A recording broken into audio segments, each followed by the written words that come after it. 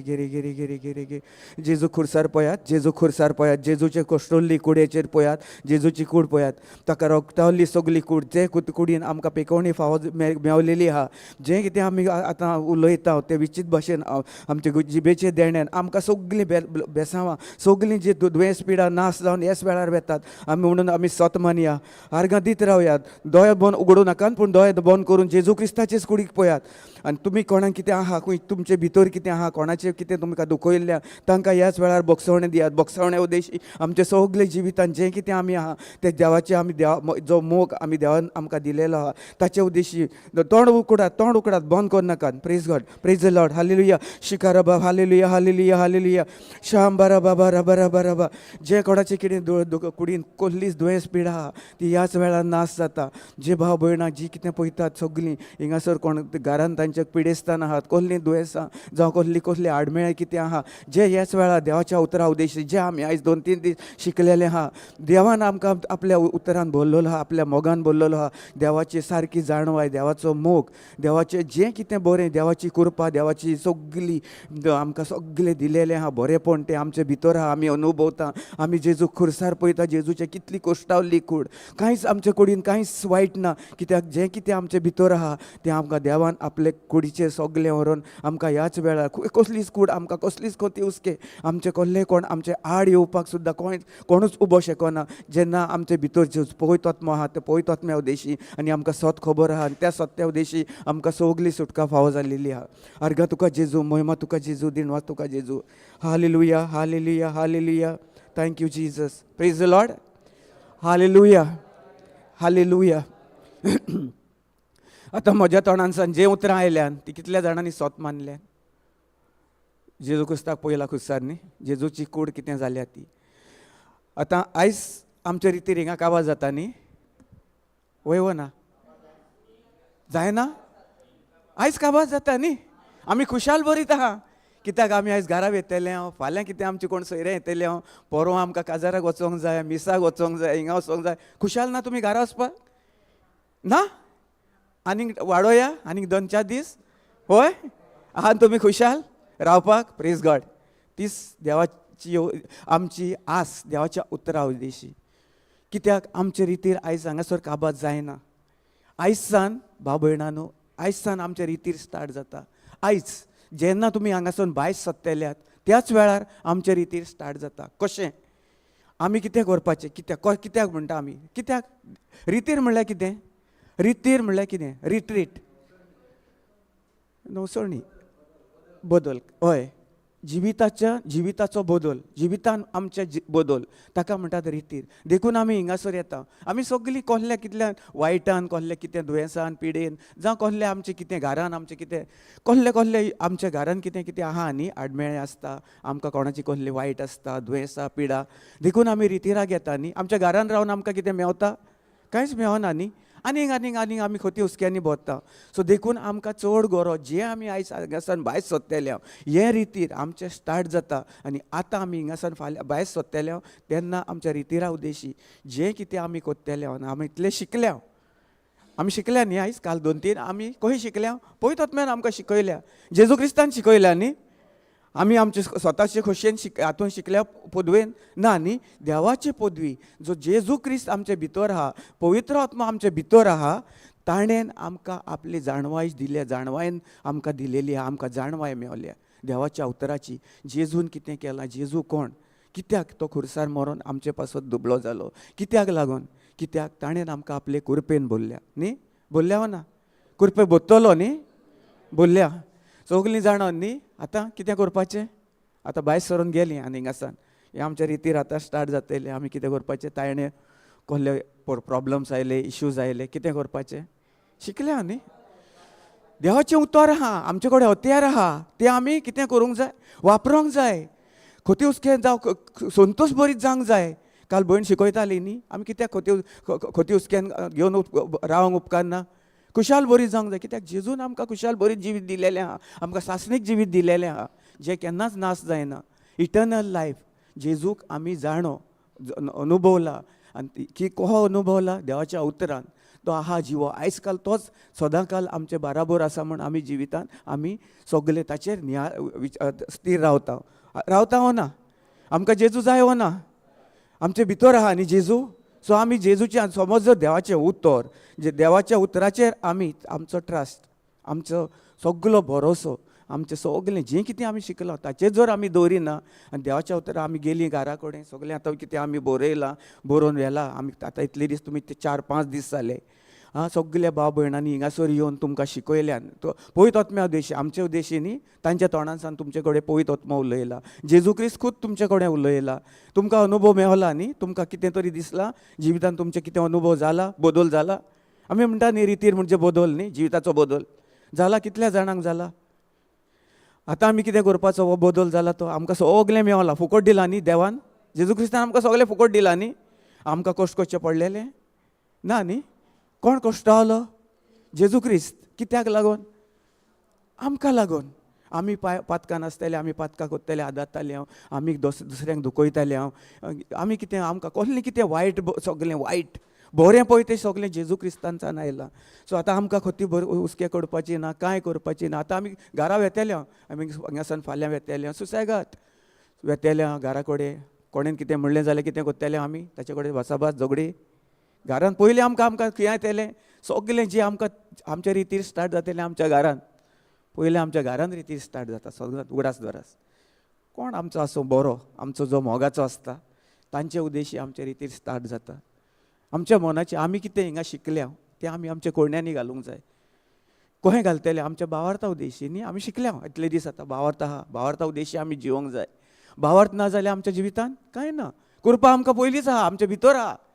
आमचे कुडीन भितर सगळी दिलेली आहा देवाची कृपा आमकां दिलेली आहा. आतां आमचो भावार्थ कसो आमी घालतले आमच्या कोडण्यांनी कशें घालतले. Praise God. देवाच्या उतरा प्रमाणे न्ही आमकां देव शिकला देवाचें उतर शिकलां आमच्या तोंडान आसा आमचे कडेन आहा न्ही.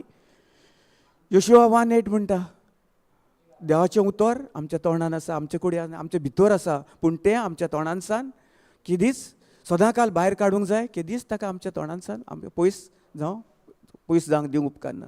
कशें पयस जावचें ना. सदां काल आमी देवान उतर आमच्या तोंडानसान उच्चारूंक जाय न्ही. आमी आयज पळोवया ट्रस्ट इन गॉड्स प्रॉमिसीस म्हणजे देवाच्या उतरान स्थिर कशें रावपाचें. आमकां दिलां न्ही सगळें आमी आयज 5 दीस शिकल्या आमकां सगळी सजमण मेवल्या आमकां आतां आमी कितें करपाचें मनाची नवसणी आमचे भितर जी बरी बी आहा कावजान ती आमी तोंडानसान उच्चारून सदां काल कितले आडमळे येवं आडकोडे येवं आतां तुमकां खबर आहा. आतां घरा गेल्या की तुमच्या शेजाऱ्याक तुमचे कडेन कोण तुमी जाणो जायत जाल्यार आतां तुमकां तुमचे कडेन आहा दुसऱ्यांक सांगपाची गरज ना. तुमकां सारको तुमकां जेजू क्रिस्ताचो पदवेंचो बोळ तुमकां बोळान आमी बोललेलीं आहा.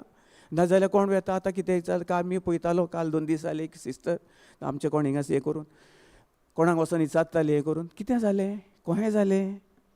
सो आमी शिकता हिंगा आमी वचोन ताचे कितें प्रॉब्लम इश्यूज ताचेर आमी विचारूंक जाय.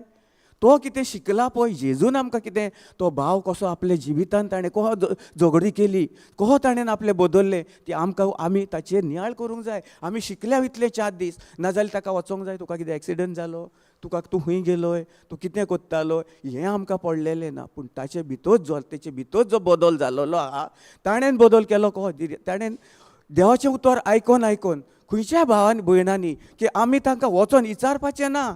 काल पर आमी सांगलेलें न्ही ताका वचोन कसलेंच कांय विचारपाचें ना. जेन्ना आमी विचारता तेन्ना देवाच्या उतराचेर आमी आड वेता आनी दुबाव दोत्ता. जें आमच्या भितर बी आसा देखून जाल्यार तें कांय फायद्याक पडचें ना. भाव भयणांनो राग धरनाकात. कित्याक आमी तुमकां हिंगासर पॉयंट आवट कोन्ना हें कोन्ना. कित्याक जेन्ना आतां आमच्या रितीर स्टार्ट जातलें आमी भायर वेतेलीं तेन्ना तूं वचोन ताका विचारतलोय हें कशें जालें कितें जालें केन्ना कोण आयलो मोदें कसो पडलोय कितें कोणाक कोत्ताय. आमकां देवाच्या उतराचेर स्थिर रावंक जाय. We have to trust in the promises of God. Do we yes or no. आमकां देवाच्या उतरार सदां काल स्थिर रावंक जाय. आमकां ताका विचारपाची गरज ना. तूं शिकलाय आमी शिकता आमी शिकल्या आमी अशें हें न्ही की आमकां देवा पळयतो मे उद्देश शिकल्या आतां आमी वेतेले आमी कितले कडेन हीच आमी मिस्टेक कोत्ता ही रितीराक येता हिंगा देखून आमी कोत्ता रिती हें कोत्ता. बाबा तुका हय कितें जालें घरा कडसान कोणासान फोन आयलो जाल्यार आमी तें प्रॉब्लम कितें जालें आर्गां कोण दिवपाक पयलें स्टार्ट करिना हांवें पयल्या तुमकां म्हणिना, हें म्हजें personal experience. Always we preaching over here we are just sharing our word what we have gone through. आमी अनुभवलां हें आमच्या जिवितांत. सो आमकां नाका, पळयत आत्म्यांक नाका. तुमी पोत्तून पोत्तून पोत्तून पोत्तून थिंगासरूच त्याच कोणान थिंगासरूच त्या चिखलान रावलेली. तुमी तुमच्या मनाची नवसणी करून बऱ्या रितीन जें कितें आमकां देवान दिलेलें आहा, करपा म्हणजे कितें ताचे पयलें आमी जाणो जावंक जाय. देवाच्या उतराची जाणवाय आनी देवान आमकां कितलें केलां पळय तें. आतां ह्या फुडें आमी चुकता ना न्ही भाव भयणां, न्हू आमी चुकता, पूण चूक करून ती आदारून कशी चूक आदारून पोत्तून पोत्तून जायना. ती आमकां चूक सुटोवन रिपेंटन्स ताचे कडच्यान ते पातकाक पाठ करून ते कहले आमच्या वायट सैमांक पाठ करून आमी देवाक कशी मानवलेली जातली ती आमी आतां 2-4 दीस जालीं शिकला न्ही. आमी जाणा जस्ट आमी नियाळ करुया की देवाच्या उतराचेर जेजू क्रिस्ताच्या कोश्टावाचे कुडयेचेर हांव सदां करता तें. हांवें तुमकां एक शेअर केलां न्ही कितें कितें म्हज्या जिवितांत जालें, कहें कितें जालें. आमी कितले मरणासान पडून एक्सिडंट देखून जावपाक आमकां कांय ना. कितलीं गोरवां आयलीं गाडी चलयताना आमी रातची सुद्दां फास्ट वेतालो. म्हणलें इतलीं गोरवां येवन पळय कितले आमचे आंज बोडवे काल तुमकां सिस्टर शिकयल्या न्ही. आंज बोडव्याचे सगळे आमकां आंज बोडवे दिलेले आहा. तांकां आमी कितें काम करूंक लावंक जाय. आमी आमचें तोंड उखडना. आमचें बरयल्लें उतर देवाचें उतर आमच्या तोंडांसान जर भायर सरोना जाल्यार ते आंज बोडवे कांय करूं शकना. कित्याक आमी पळय गाडये चलयताले इतले आयलीं 10 जाणां गोरवां आयलीं धांवून आयलीं इतली लागींसान झाप करून आमी 60चे स्पिडीचेर वेताले. सगले आंज बोडव्यांनी कितें केलें ताका सगलें जें आमचें आहलें सगलें ताका थंयच बंद घातली आनी दिमयो घालून थिंगा कितलो गो ती दिमयो घालून थिंगा रावली आख्ख्या रस्त्याचेर. आमची गाडी ही स्टड उबी आनी दिमयो घालून सगलीं आमचे कुशीक सायडीक थोडी धांवून गेलीं. थोडी 6-7 जाणां ही दिमयो घालून थिंगासर. कितें कहें जालें आमी जेन्ना देवाचें उतर आमी आमचे भासाभास कोत्ता जिबेचे देणे वापरता तेन्ना ती मोगाची भास जो आमचो स्वर्गीचो बाप आयकता. सदां काल जे भाव भयणांनो तुमी सदां काल तुमच्या तोंडांसान जिबेचे देणे वापरात आनी पळयात आनी आर्गां दीत रावात. केन्ना आमी चुकोना न्ही चुकता आमकां येता. आमी सदांच आमकां आतां देवाचें उतर शिकलें आमकां देवाच्या उतरान जाणवाय जाली म्हणून आतां आमी फाल्यां येतले आनी आमी सगलीं बरीं आसतले खुशाल बरीं म्हणून ना. आमकां येतलेच तायण्यो येतल्यो दुयेंसां पिडा हें कितें आहा पळय तें कित्याक हो संवसारान आहा पळय हो देंवसार ताणें सगलें काबीज केलेलें आहा आनी ताका नाका तुमच्या भितर जें बरें बी पडलेलें आहा तें तुमकां तुमच्या काळजान रोयलेलें. तो चोरूंक येता, तो नाश करूंक येता न्ही. चोर येता कित्याक चोरूंक नागोंक आनी विबाडूंक आमचें विबाड करपाक न्ही. त्याच भाशेन आतां हें आमी रितीन हिंगासर स्टार्ट केलां आयसान आनी तुमी इतले दीस शिकल्या. आतां आमी वचोन तें आमच्या कोयण्यांनी घालपाक आनी ताका सांबाळून दवरपाक तें बरें बी जसो एक शेतकार घालता न्ही बी आनी ताका सांबाळून बरी कुयदाद कोत्ता तेंच बी जें देवाचें उतर जावन आसा बी बरें बी आनी जें आमचें काळीज आसा पळय तें बरें काळीज बरी माती म्हणजे आमचें काळीज म्हणजे सुपीक. पूण एग्जाम्पल हो बायबलान हेतून बरयल्लो आहा. सो आतां आमकां कितें करूंक जाय देवाच्या उतराचेरूच आमी we should trust only in the promises of God. आमकां कोणाचेर दुसऱ्याचेर विस्वास दवरपाचो ना. कोण कितें म्हणटा कोण कितें आमकां उलयलो येवशिल्ल्यान कितें आयलें तेवशिल्ल्यान कितें आयलें वो कितें आयलो आमकां कितें म्हणलें आमचें कितें प्रॉब्लम आहा कोणेन कितें येलें आमकां कांय करपाचें ना. आमी देवाच्या उतराचेर घर बांदपाचें. ती आमचें फावंडेशन आमकां दिलां न्ही. देवाचें उतर जावन आसा घोट न्ही रॉक. जिजस इज रॉक न्हू आमी बायबलीन पळयता न्ही. घोट कितें घोट फातर जाय न्ही आमकां. घर बांदतले फावंडेशन घालतलो जाल्यार कॉन्क्रीट घालता न्ही. आतां कॉन्क्रीट घालेलें आहा न्ही हाका हाचेर कितें मारलें जाल्यार मोडटलें कित्याक. तशें घोट आहा म्हणजे कितें तातूंत सगलें यूज केला ताका सिमेंट आहा सगलें आहा. त्याच बरी जे देवाच्या उतराचो पावर ती उतराची पदवी जी आमचे भितर जेन्ना आमी घालता न्ही तोच जावन आसा फातर. आमचे भितर जो घोट उरता कितलोय मारलो कितेंय मारलें कितें वादळ आयलें वारो आयलो पावस आयलो दुयेंसां आयलीं पिडा आयली कसले कोर्ट केसीस आयले कोणेन आमकां कितें उलयलें जेन्ना आमी देवाच्या उतराचेर ट्रस्ट करता तेन्ना आमच्या तोंडांसान देवाची उतरांच भायर सरूंक जाय मोग भायर सरूंक जाय. आमी जर वायट दी जाल्यार आमकां वायटान वायट मेवतलें न्ही. आमी शिकला आतां इतले दिसा जें कितें दिता पळय त्याच मापान आमकां मेजून मेवता न्ही. जें कितें आमी दिता त्याच मापान आमकां कितलें मेजून हालोवन धोलोवन सगलें आमकां त्याच जें दिता तातूनच आमकां मेवता. आमी सदां काल विचार करूंक जाय आमी कितें उतरां उलयता, आमी कितें उलयतले हांव, आमी आतां कितें कोत्तेले हांव, कशें कितें आमी भायर सरोन हिंगासर कोणा कितें करून देवाच्या उतराचेर, देवाच्या प्रॉमिसीसाचेर ताचेरूच आमी स्थिर रावतले हांव, देवाच्या उतराचेर स्थिर रावतले हांव, जेजूचेर स्थिर रावतले हांव. आमी आतां इतलें शिकले हांव, हिंगासर भायर वचोन जातलेंच. कोण ना कोण आयल्या बराबर कितें करतलो, आमचो भावार्थ टुकू टुकू जाता. जो तुजे भितर जें बी आहा आनी तूं भावार्था उद्देशी तूं स्थिर आहाय. जो फातर देवाच्या उतराचेर जो तुवें घर बांदलाय, देवाच्या उतराचेरूच तूं नियाळ करतलोय आनी ताचेरूच रावतलोय. नीव ते सिमेंटाचेर रेवेचेर तूं घर बांदचोय ना. तो पासून आमच्या जिवितान जें कितें आमी उलयता आनी आमच्या जिवितान आमी घडोवन फुडें वता तेंच देवाच्या उतरा उद्देशी आमच्या जिवितान आमी अनुभवतले, घडोवन येतले. नाजाल्यार आमी पडल्या, हें जाल्या, देवाचें उतर आहा, कसल्यो टायण्यो आयल्यो, हें जालें, आमी कितें कुरबूर कुरबूर करून भोंवता बसता, कोती हुस्क्यांनी जियेता आनी टटाक करून आमकां तो सैतान मागीर घालता आमच्या सगलें कितें विचार घालता न्ही सगल्यांक. सजमता आं कितें सजमना न्ही. आयज विचारात, कित्याक आयज देनपार पासून 11:30 पासून कितें तुमकां आहा, कितें इश्यू आहा जाल्यार प्लीज कितें आहा आसता आमच्या जिवितान ना न्ही, आमी परफेक्ट ना. तुमी विचारा, कितें विचारलें की ना तुमचे उद्देशी आमी आनी हे युट्यूबाचेर सगळे भाव भयणां सगळे संवसाराक पळयता. आमचे उद्देशी, तुमचे उद्देशी आमी, आमचे उद्देशी आमचो पवित्र आत्मो आमच्या तोंडांसान उलयता आनी आमी शिकता आनी ताचे उद्देशी आमकां ते जाणवाय मेवता सगल्यांक कितें कशें कितें पळय तें विचारूंक जाय. विचारनासतना कांयच जायना. Praise the Lord, hallelujah, thank you Jesus.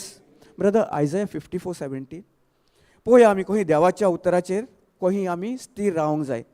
We should always trust in the promises of God. आं सारकें न्ही. देवाच्या उतराचेर स्थिर रावप. आयजाया 54:1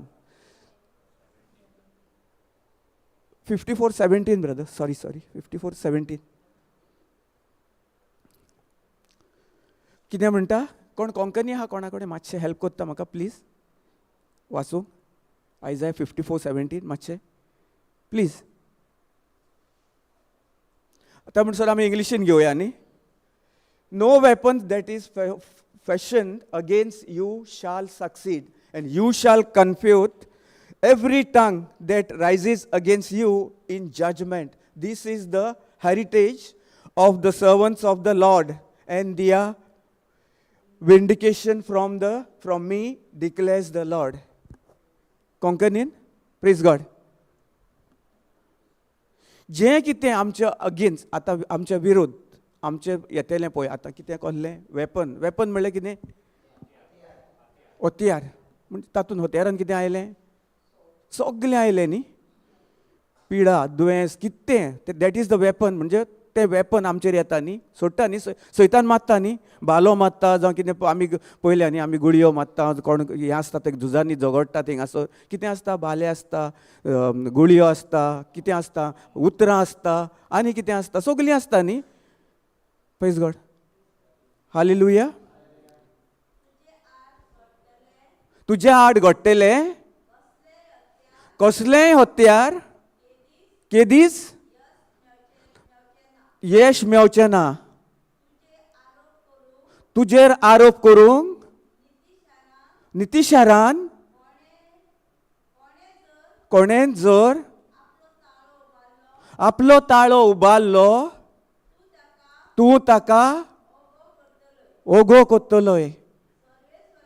सर्वेस्वराचे सेवकांचे दायज हें दोयाचें नितीवनपणाचे हेंच जैत तांकां दिता तो हांवूच उलयता तो सर्वेस्वर. कसलें दायज दिलेलें आमकां कसलें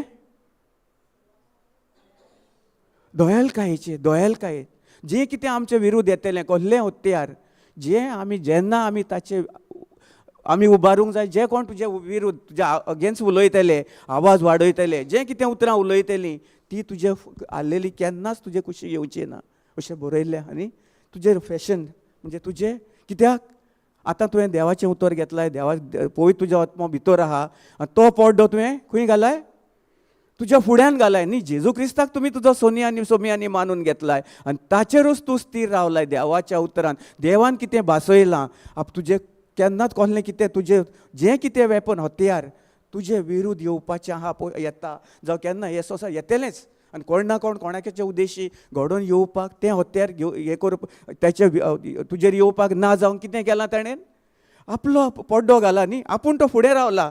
ताणें सांगलां न्ही जेन्ना तूं ताचेर स्थिर रावताय तूं ताचेरूच घर तुजें बांदताय ताचेर स्थिर रावताय देवाच्या उतराचेर. प्रॉमिसीस म्हणल्यार कितें देवाचें उतर न्ही. देवान आमकां भासयले त्यो भासावण्यो प्रॉमिसीस न्ही. वय वो ना हो आतां कितें आमी वचोंक जाय दुसऱ्यांक कितें आमी उलोवंक जाय घरान कितें केलें जाल्यार आमी टीट फोटेट दिवंक जाय ना न्ही. मागीर कितें जातलें तीच वेपन आमी उलयता. जिवीत मरण आमचे जिबेर आहा न्ही. आमी सदां काल तें स्क्रिप्चर घेता न्ही. जाणून आमी सगळें वाचलां घेवया नाका पूण जिवीत मरण आमचे जिबेर आसा. आमचे आदीन आसा आमच्या हातान आसा आमच्या तोंडान आसा. जीं उतरां आमी वचोन कोत्तेले जे आमच्या फॅमिलीन वेतेले जो कोणाक आमी वचोन इचारतले तेन्ना कितें जाता देवाच्या उतराचेर आमी विस्वास दवरिना. देवाच्या उतराचेर आमी कितें करता देवाच्या उतराच्या आड वेता. केन्नाच उगडास दवरात. तुमी खंय वसात तुमकां कोण कितें वायट कितें कोण पिडेस्तान आहा कसल्या त्रासान आहा कसलें कितें कोण तुमकां येतो मेवतलोच. आनी 100% कितें ह्या संवसारान सगळे जो ह्या संवसाराचो जो राजा आहा जो सैतान जावन आसा ताणें सगल्यांक लोकांच्या जिविताचो नाश केलेलो आहा. लोक रावता फकत त्या आत्म्यांक जे देवाचें उतर देवाचें उतर वचोन आमी तांकां शेअर दिवपाक. कित्याक आमी आतां जाणो कोणूय आसूं एक दोन उतरां आर्गां तुका जेजू तुजे तांकां सांगपाचें जेजू क्रिस्ताच्या गाया उद्देशी जेजू क्रिस्ताच्या बळान जेजू क्रिस्ताच्या कोश्टान तुमचें सगलें कितें वायट आसलेलें नासलेलें वायट सगलें नाश जावन तुमच्या जिवितान बरी व्हड व्हड मिलाग्री तुमी पळयतले. जेन्ना तुमी देवाचेर विस्वास दवरून तुमी तुमच्या तोंडान म्हणटल्यात जेजू क्रिस्ताच्या गायान जेजू क्रिस्त जावन आसा म्हजो सोमी आनी दोनी आनी जेजू क्रिस्त म्हजे पासत दुर्बल जालो आर्गां तुका जेजू. हें आमी जेन्ना उतरां उलयतले ही आमच्या भावार्थाची उतरां उलयतले तेन्नाच तो पड्डो मोडोन पडोन कितें जातलें आमकां जी बेसांवां देवान दिलेलीं आहा ती आमकां आमच्या बेसांवान दितली. आमी आमच्या तोंडांनी उलयता जेन्ना आमी वेता केन्नाय आतां आमी कितले फावटी कोणाक विजीट करूंक वेतेले कितें करपाचें कितें रे को हाय हें विचारपाचें. ताका आमी पयलेंच मागणें करून वचपाचें. ताका सांगपाचो जेजू क्रिस्त तुजे भितर आहा कांय भियेनाकाय जेजू तुजे भितर आहा जेजूचो मोग तुजे भितर आहा. तुका हें आहा पळय तें तुजें न्ही फकत तें जेजूचें सगलें. जेजून आपले 2000 आमी सांगूंक जाय ताका खुर्सार मरोन कितें जालां पळय तें. आमी जर ताका शिकोवण दिना आमीच जर वचोन ताका म्हणटा ताचे कडेन उलयता बस ताचो भावार्थ वाडटलो ना न्ही. ही जाणवाय आमी जावंक जाय. देवाचें उतर God's promises we have to trust in God's promises and we should put it in our practice with the help of the Holy Spirit through our faith. तेन्नाच ताचो भावार्थ वाड जातलो. ना जाल्यार आमी ताका सांगून ना रे वय अहें जालेलें डॉक्टरान रिपोर्ट जाला कित्याक तांचे कडेन भावार्थ ना न्ही. ताचो फकत कितें ते विस्वास दवरतात फकत दोतोराच्या रिपोर्टाचेर जावं कोणें कितें म्हणलेलें तांचें असलें इतलें कितली मनशां हे संवसारान अशीं आहात की एका मनशान जावं ताच्या घोवान जावं भयणान जावं बाया भावान कितलें तें गोड तें सारको एक देवाच्या उतराचेर स्थिर रावंक ना. फकत त्या उतरान तें कोणें म्हणलेलें उतर ताका तूं विचारशी कितें जालें कोहें कितें जालें अहें करून तो सांगतलो सगळी स्टोरी सांगपाक ताका तयार आहा. तो एका पांयार आमी आहा आमीच केलेलें आहा हें आमी म्हणिना तुमी सगळें हें करून. पूण आमी आतां देवाच्या उतराचेर the promises of God we should trust fully we should put our full trust म्हणजे कितें विश्वास म्हणजे आमची जी आमचे भावा ट्रस्ट या सो आमी भावार्थ सेपरेट आनी ट्रस्ट दुसरो. फोर्स न्ही फोर्स जो फोर्स येता पळय विश्वास म्हणल्यार भावार्थ.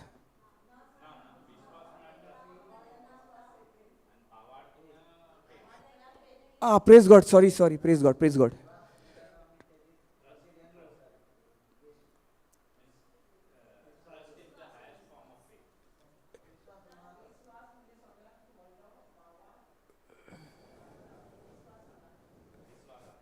गॉड. सो आतां कितें करूंक जाय आमी जें आमकां आसा न्ही आमचो ट्रस्ट सगल्यान बोली सगलो दिलोलो आहा, सगले जेजू क्रिस्ताचेर उतराचेर जेन्ना आमी घालता आनी ताचेरूच रावता, खंयच कांय आमकां न्ही सगलें तेन्ना जेजूचें प्रोटेक्शन जें आमकां जेजूचें प्रोटेक्शन आमचेर येता. आमी जेन्ना full trust, when we trust in the Lord, fully trust in the Lord without doubting his words, whatever it may be, कितेंय जावं, कितें आड आयलें आमचें, कितें आहा आमचे कडेन, आमच्या तोंडान कितें आहा, देवाचें हत्यार आहा, देवाचें प्रोटेक्शन आमचे कडेन आहा. जेन्ना आमी कितें कोही प्रोटेक्शन आमी अंडर ताच्या भितर आसतली, देवाच्या खाला, देवाच्या आसऱ्या खाला आसता न्ही आमी. जेजून खुर्सार आमी मारलेलो पयला न्ही, हो हात केलेलो आनी ताच्या आसऱ्या खाला आमी सगलीं कशीं आहात, कुशाल बरीत जिवीत, बरें सासणीक जिवीत, बरें जिवीत जियेता.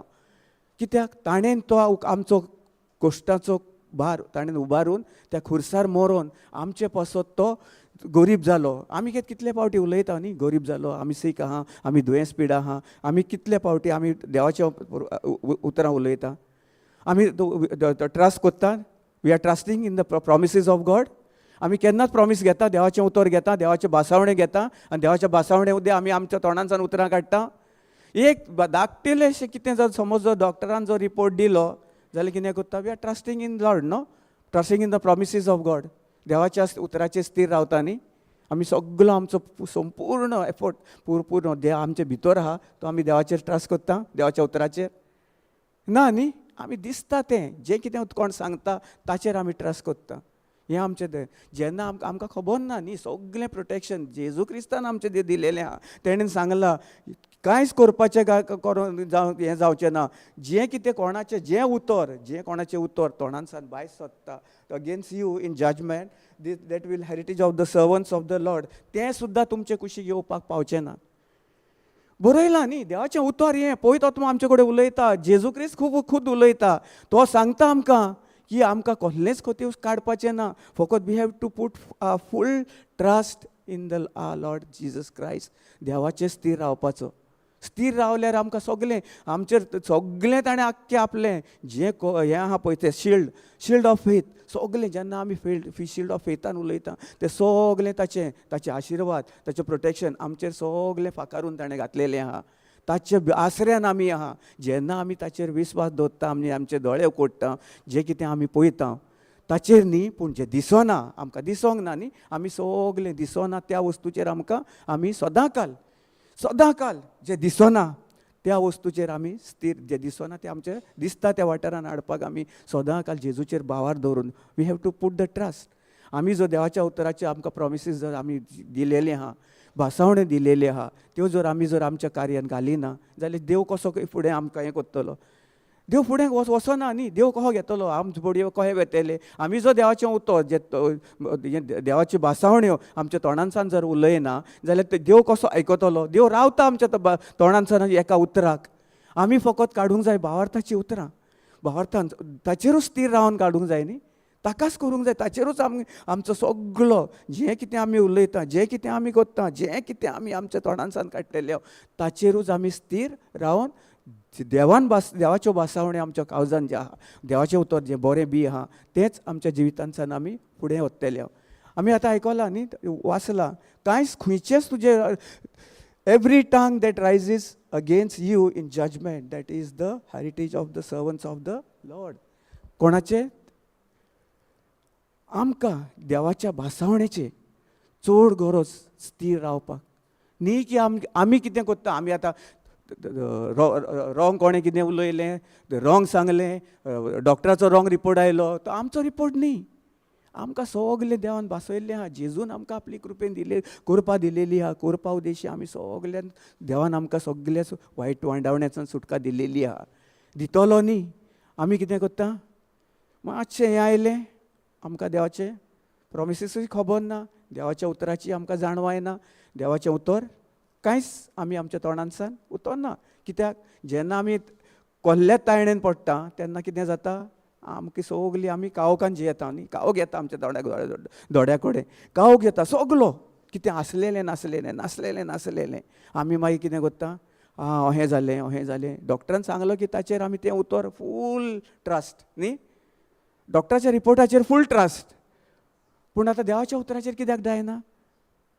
कित्याक देवाच्या उतराची सजमण आमी ताचेर स्थिर रावंक सोदिना. कित्याक आमच्या अनुभवार्थ आनी आमकां विश्वास म्हणटा न्ही, विश्वास आमी कोत्ता, घालता न्ही विश्वास,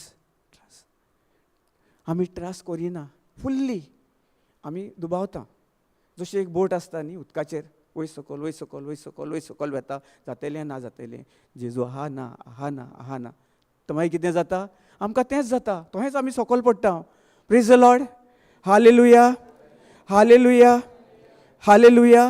सजमता न्ही, कितें कितें गमना, कितें सजमण दियाना जाल्यार विचारात, विचारून हें करात सगलीं, कित्याक तुमकांय सजमण बरी हें करून आमी म्हणटा सगलीं सजमले, आमकां गमता न्ही तुमी तोंड उकडलें की, नाजाल्यार आमकां कितें जाता, कोणाक सजमता कोणाक ना सजमता, आमचे विचार थोडे कित्याक देंवसार आमकां टॉर्चर कोत्ता न्ही. हिंगासर बसले हांव, पूण देंवसाराक नाका, आमी कितें उलयता आमी कितें कोत्ता तें बरेंपण आमकां घेवपाक आनी बरीं बियां घेतल्यान पळय ती आमच्या काळजान रोवन दवरपाक ताका नाका, तो सदांकाल हिंगा आहा.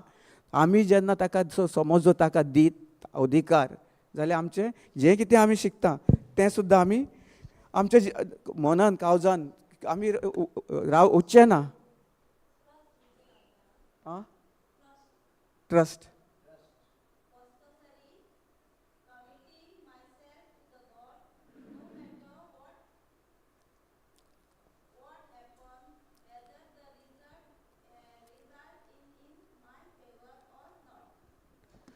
Praise the Lord. आनी एकदां वाच, आयक सारकें व्हडल्यान watch. Purpose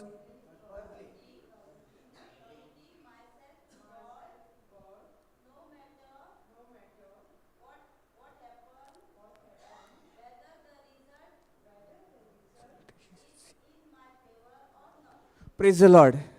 praise God, thank you Jesus. Trust म्हळ्यार कितें, जें कितें म्हज्या विरोध आयलें देखून तरी आसतना हांव जाणो, पूण कितें करता हांव, म्हजो सगलो त्रास, म्हजो सगलो संपूर्ण बळान हांव फकत जेजूचेर पाती येता. जालें ओ ना जालें देखून न्ही, मेवलें ना मेवलें तरी आसतना हांव कितें करता, म्हजें सगलें म्हजो ट्रस्ट सगलो हांव जेजू क्रिस्ताचेर घालता. कितें जावं, म्हाका दिसना दिसता, म्हाका पेकोवणी फाव आहा, म्हाका ना जा हें करून, पूण तरी आसतना हांव कितें करता, म्हज्या जेजू क्रिस्ताचेर हांव पाती येवन रावता आनी ताचेरूच सगलें मेव ना मेव पूण मेवलें म्हाका म्हूण हांव सोत मानता. जेन्ना आमी तोंडान उलयता आनी आमी ते आमच्या दिसना त्या वाठारांतल्यान आमकां घेता, तेन्ना आमी देवाच्या उतराचेर स्थिर आहा म्हूण सजमोंक जाय. नाजाल्यार आमकां तोहेंच जातलें न्ही, आमकां मेवतलें ना मेवतलें, हें जातलें तें जातलें, खरेंच जातलें, आमकां हें कोत्तलें, सगलें मागीर ते वायट विचार येवन आमी थिंगासरूच त्या हातून थिंगासरूच उरता, त्याच चिखलान उरता. आमकां कोण भायर काडपाक ना, आमकां कोण भायर काडूंक शकता. आमच्या तोंडांतल्यान भायर सरलेलें उतर आमचो भावार्थ, आमच्या भावार्था उद्देशी.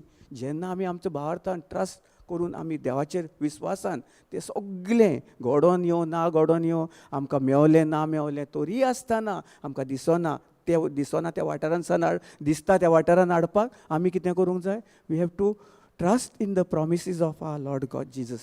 आमकां देवान भासावणे दिलेली आहा, त्या भासावण्या उद्देशी आमी उलयत रावंक जाय. कितलोय फोर्स येतलो तुजे कडेन, कितलेंय कितें येतलें तुजे विरोध, पूण तूं त्या स्थिर रावता, ताहाय स्थिर रावपाक तूं तोंडांसान तुजें तें उतर भायर काडपाक आहाय. आर्गां तुका जेजू, दिणवास तुका जेजू. जेन्ना तें उतर आमच्या तोंडांसान भायर सोदता तेन्नाच तें कितें जाता, सैतान जें कितें पावर आसा, सैतानान कितें आमच्या विरुद्ध वावरूंक पाजलेलें कसलें हत्यार जें आमच्या विरुद्ध येता, तें आमच्या तोंडांसान जीं उतरां भावार्थाचीं उतरां जातात तीं आमच्या काळजांसान तीं आमच्या आंज बोडे आयकतात आनी त्याच खिणाक थिंगासरूच तें मोडोन नाश करून तें सगलें जें आमचें आहा पळय तें आमच्या जिवितान आमी बरेंपण भोगता मेवता आनी बरेंपण सगलें येता आमच्या जिवितान. नाजाल्यार तोच दोळे बंद करपाचे, थिंगासर कितें आहा ताचेरूच नियाळ करपाचें, कोणाचेर कितें हें करपाचें, सगलें सोडून दिवपाचें. आतां फकत we have to trust in the promises of God. जेजूच्या भासावणेचेरूच आमी आमचें जिवीत आमी आयज स्थिर घोट बांदपाचें. तोहेंच करूंक जाय न्ही आमी. म्हजो घोव सोरो पियेता, म्हजो हो भाव तो पियेता, तें कितें कोत्ता, ताचेर आमी नियाळ करूंक जाय.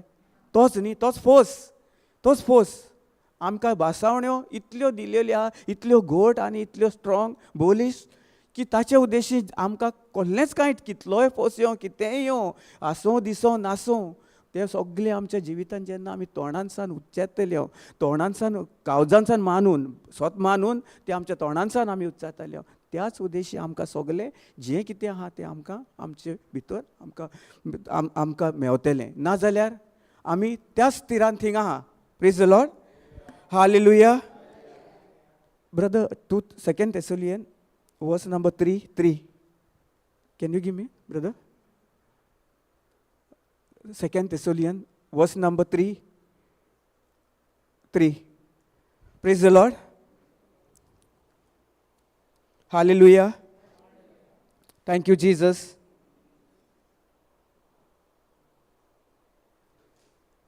Hallelujah, hallelujah, hallelujah, hallelujah, hallelujah. आहा न्ही आतां हें वाचया न्ही. Let no one deceive you in any way. Deceive म्हणल्यार कितें? आं फसवप न्ही. आमकां कोणूच फसोवंक शकना न्ही. Let no one deceive you in any way. For that day will not come unless the rebellion comes first and the man of lawlessness is revealed, the son of destruction. Revealed, the son of destructions. Praise the Lord. Konkani.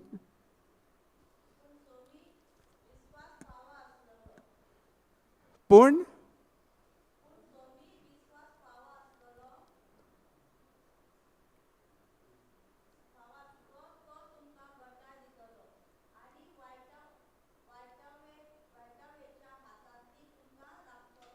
Praise God. Hallelujah. Thank you Jesus. कितें करतलो तो तुमकां राखतलो सदांकाल. हें आमचे देवाच्या प्रॉमिसान बसयल्लें आहा न्ही. आमी जेन्ना आमचो फूल ट्रस्ट कोणाचेर दवरता? जेजू क्रिस्ताचेर. Only we trusted in the promise of God, that is on Jesus Christ. जेजूचे कोरण्याचेर जेजून कितें केलां पळय ताचेर जेन्ना आमी स्थिर रावता आनी आमच्या कोरण्यांनी आमी उलयता जे कितें आमी आहा तें आमचें केन्नाच आमचे कडेन कसलेंच हत्यार आमचे कडेन येवपाक जावचेंच ना. कसलीच कापादरी ना. कित्याक?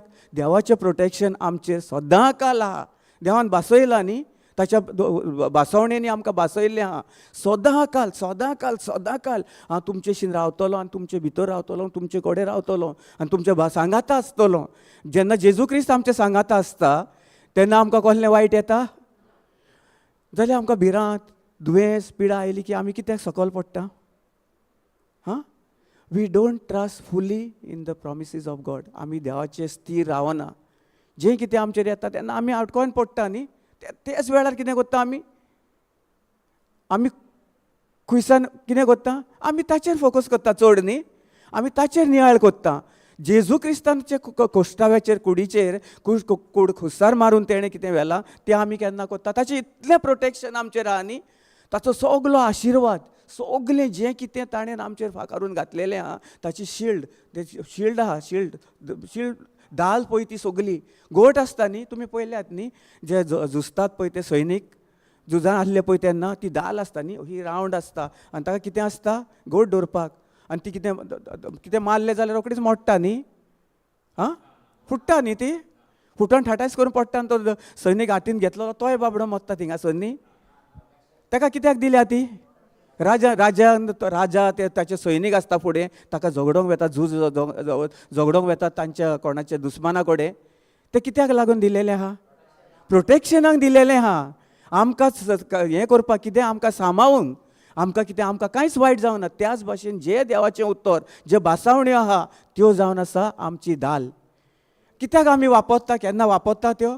आमकां प्रोटेक्शन तें आमच्या फुड्यानूच दवरलें पुरो. आनी तोंडान दवरलें म्हणजे कितें?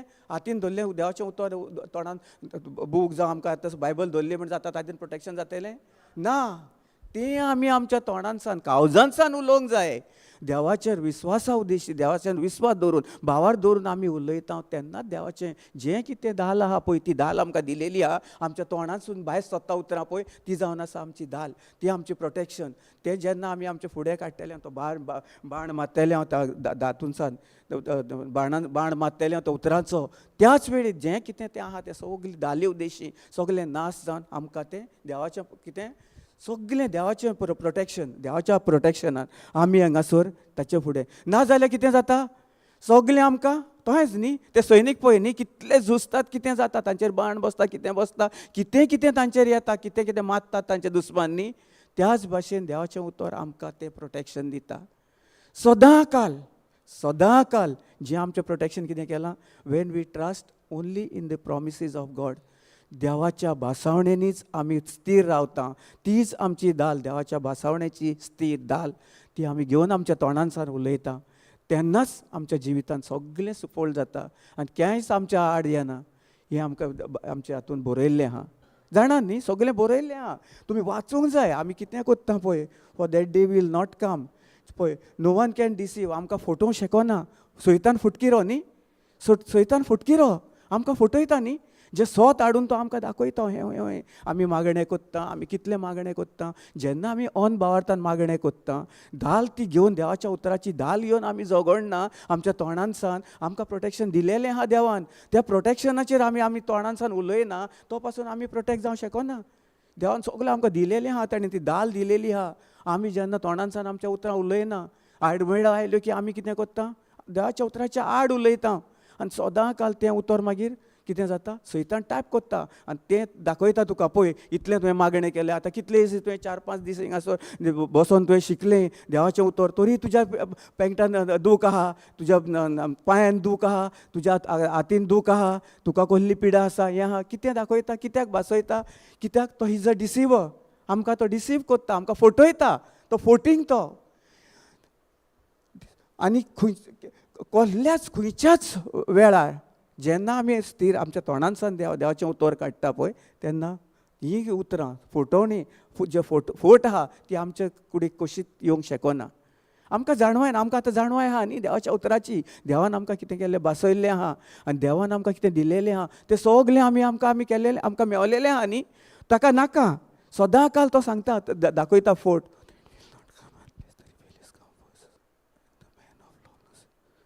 आं, देवाच्या उतरान भासवलेलें आहा, भासवणी दिलेली आहा. आमी कितें करूंक जाय. आयज काल आमी शिकल्या न्ही, आमकां मेवतलें न्ही, आमकां कितें मेवलां. आं, भासावणी सांगता न्ही, देवाच्यो भासावण्यो आमकां मेवतलें वय sure. Praise the Lord, hallelujah, thank you Jesus.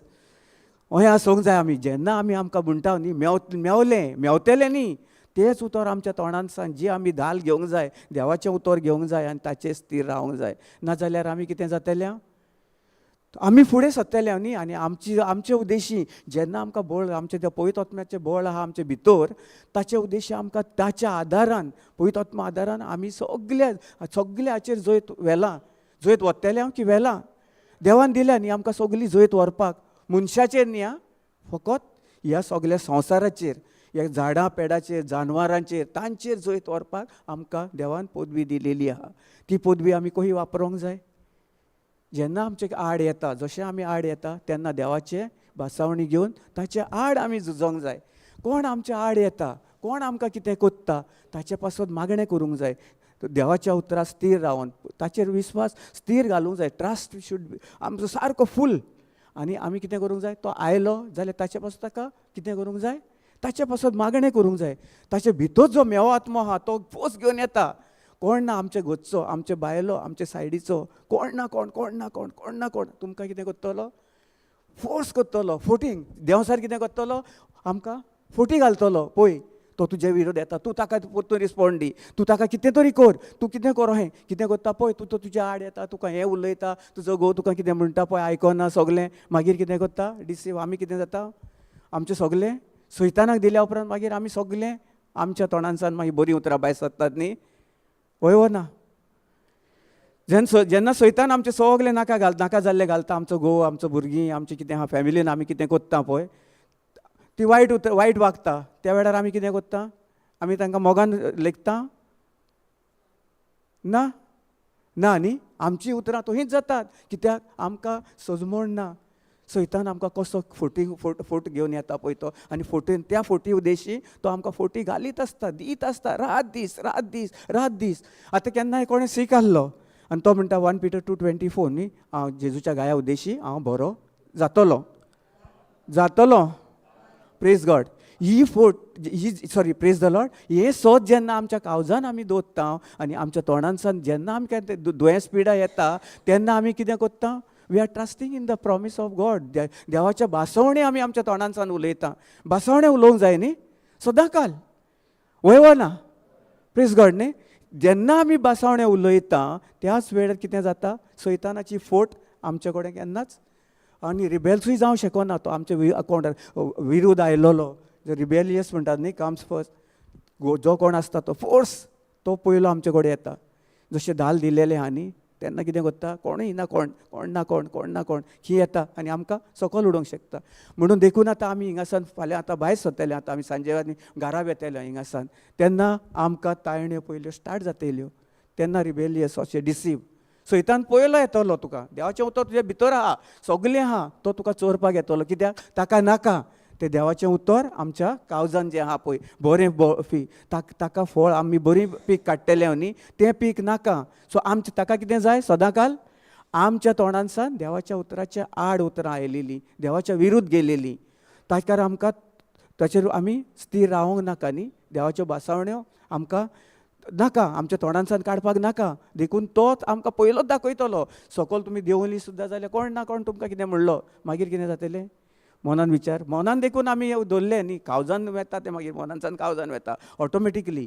कित्याक जेन्ना आमी मोगान चलोना, भोगसवण्यान चलोना, जावं आमी जेजून कितें केलां ताचेर आमी नियाळ करिना, देवाच्या भासावणेचेर आमी रावना, स्थिर रावना, त्याच वेळार सगलें जें आमी देंवसार आमकां वायट दिता त्याच वायटान आमी चलोन फुडें वतले.